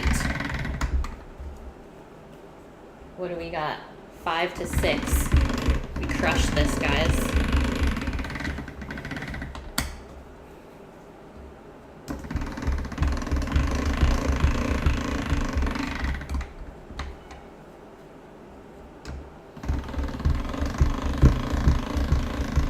This can also be made ahead, rolled out, and then frozen, uncooked in like little nests if you're making noodles.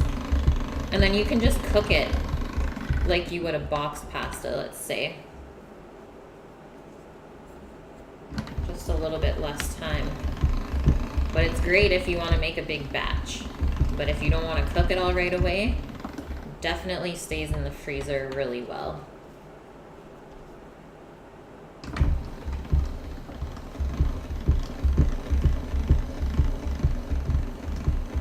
Vegan gelato. You've always wanted to make gnocchi or soba. Yeah, soba I've never made. Gnocchi though is really fun. I think I want to make gnudi on stream with you guys, which is gnocchi with just cheese and flour, so sans potato. Obviously it's a lot quicker to do since you don't have to wait for the potatoes to bake.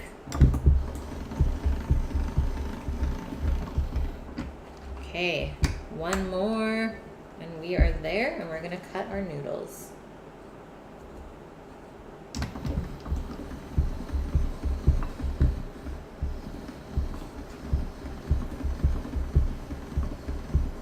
Just kind of push that out so it doesn't stick together. Because obviously as it piles up, there's a little bit of pressure from gravity pushing down. Done.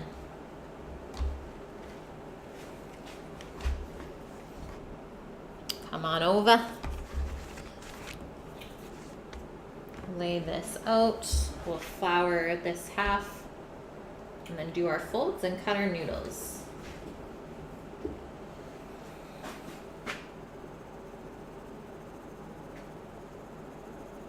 You can be generous with the flour here. Not gonna mess it up. It'll just cook off when you put it in the water. I'd rather have floury boiling water than noodles that stick together.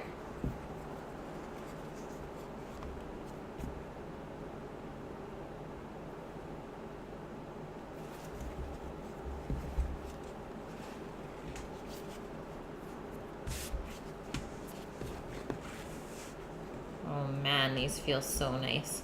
I guess it would be important to flour in between these folds as well.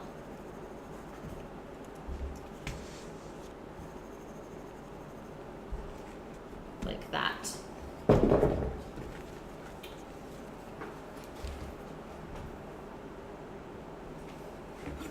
Make them the same width as our other noodles. Our other noodles. 1/2 inch.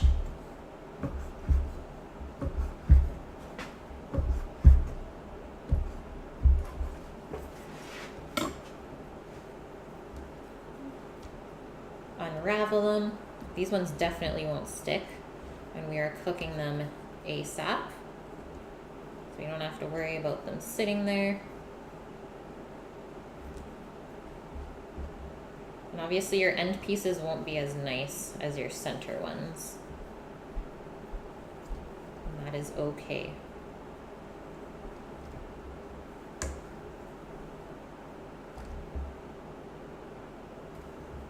Cutting soba by hand, yeah. Just need a cleaver, I think. I love to watch them make noodles though. Noodles and dumplings. And I guess pasta. So much fun to watch the process.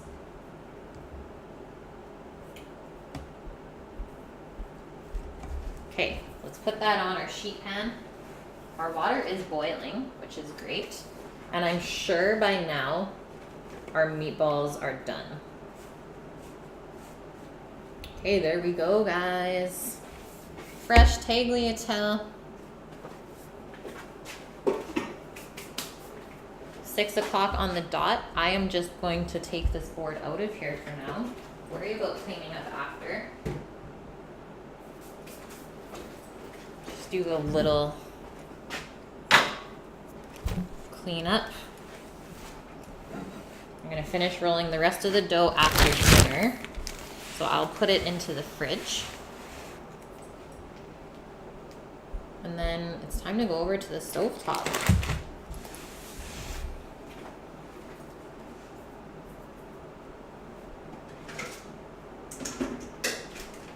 Pasta's gonna cook pretty quick. I'm gonna say something around 2 to 3 minutes. So make sure you have all your plating and stuff ready. Get a colander in the sink. Something to strain the pasta in. And I'm just gonna go grab some basil for garnish real quick.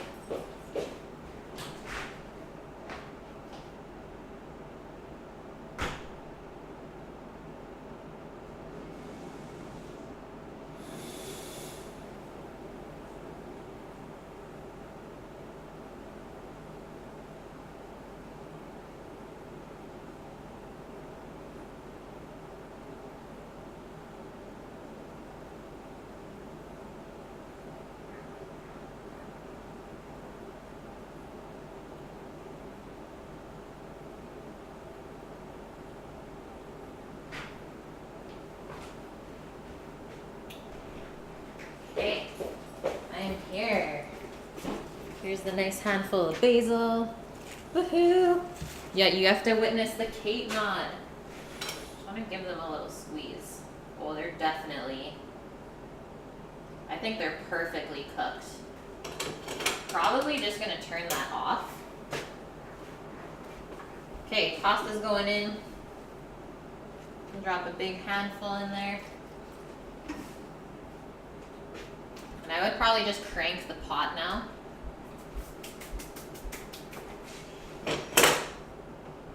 To keep the heat even, because we just dropped in something that's more lukewarm.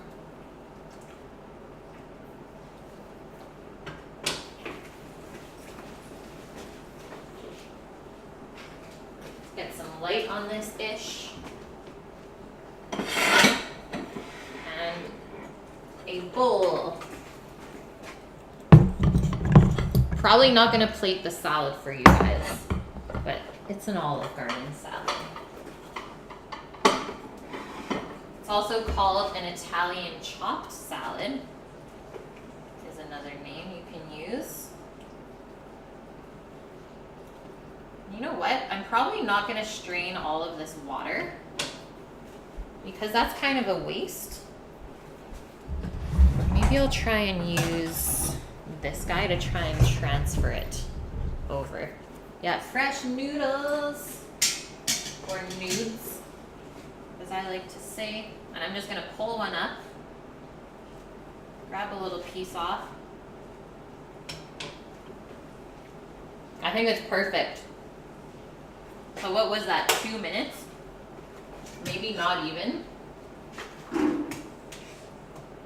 Get it out of there pretty quickly.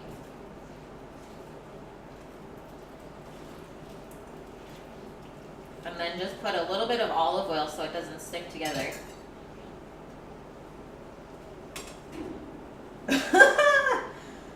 The struggle of having long noodles. Guys, don't make the joke.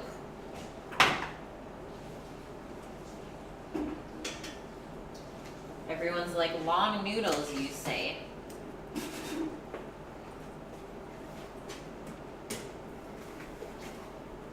Be good. Yeah, never ending pasta bowl. Exactly.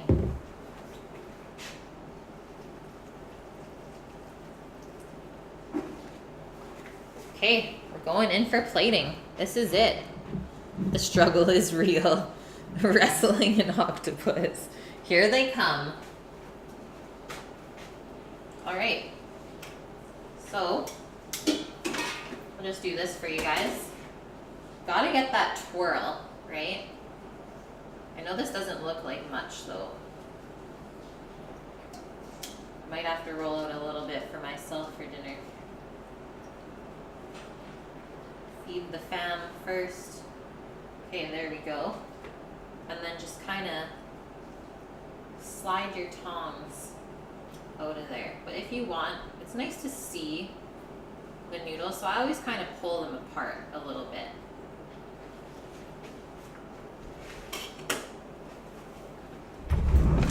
What do we need for the sauce and the balls? Just a ladle, I think. And let's do the meatballs first.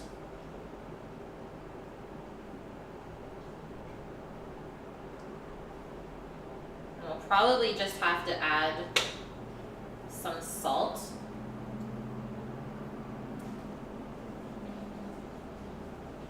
To the sauce.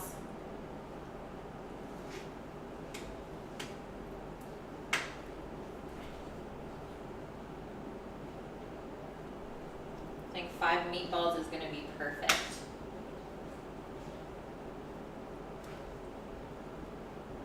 Should definitely be enough.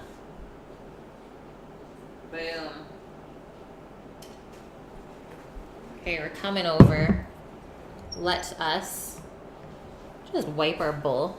We did make a little mess on the edge. Want that clean plating.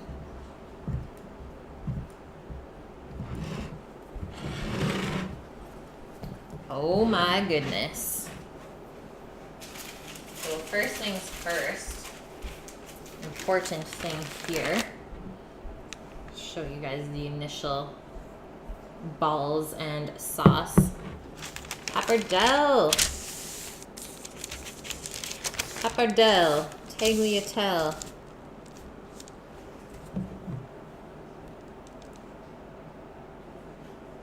As much parm as you want. If you don't want to see the meatballs, then you don't have to.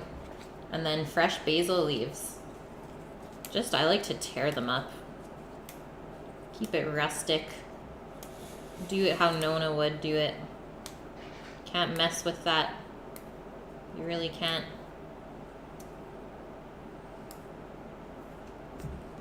Boom. That's it. Frick, this smells good. Pecan. You mean the pecan? Yes, Albus, you did. Juicy meatballs, marinara, fresh tagliatelle, or papardelle. Okay, photo time. Then we shall taste.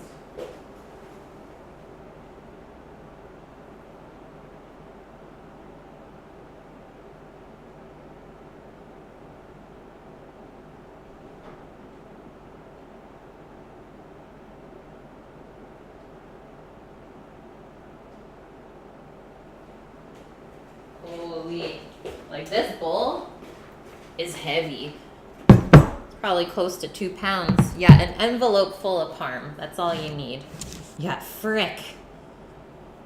That's how I would pronounce it. Frick. You thought about your plating for an hour. Still doesn't look that good. Come on.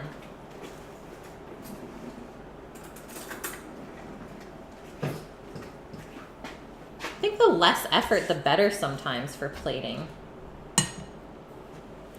Papardelle. Okay. Number 1. Let's get a little bit of noodle. And this is the longest noodle ever, so I'm just probably going to cut it off right there.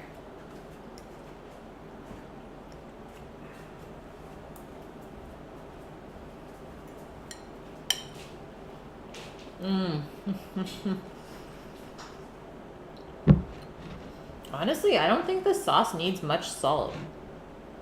With the amount of salty cheese we put on there, I really like the sweetness in the sauce as well.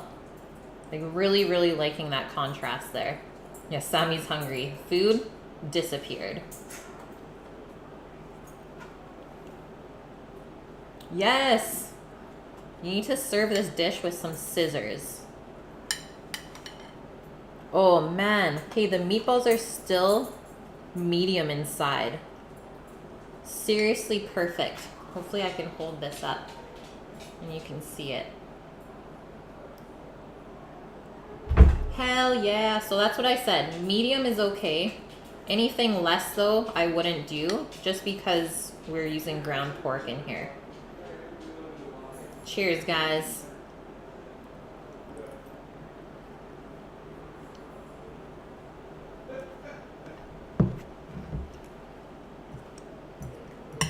Greatest meatball I've ever eaten. I'm not just saying that. Wow. The chili flake in there makes the whole dish. Because the sauce is sweet. The pasta is, I would say, buttery almost from all of the egg in it. And the meatball just kind of melts in your mouth. And then you get that little kick of spice at the end that just makes you want to keep eating it. Dang, Maddie, you did good. I am really impressed by this. So excited to crush this in a little bit. Was that a good enough review for you guys? You understand how meatballs and pasta should be made? Yeah, he stole my meatballs. No. Honestly, Prodigious, I'm drooling.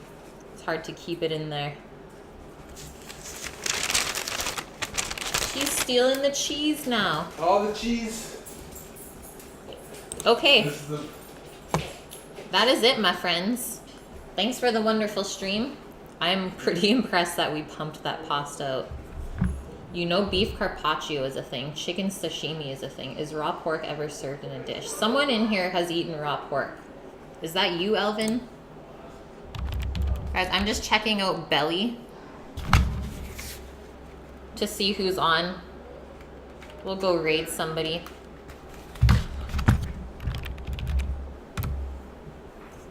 I'll drop you guys off somewhere awesome. And then I'll go eat. Should we do Codename Pandas? I think so. Go show her some love. Beer battered fried chicken? I'm in. Thanks, Prodigious. Honestly, thank you for all the biddies today. You guys are nuts. Like, I have surpassed my bits goal in one day. So thank you for that. And I have been wanting to get a camera so I can stream outside on the grill. So that money is going to go towards that, just so you guys know. Okay, going into Codename Pandas. Chef is live as well. You can even see him in there. Yeah, not intentionally. Okay.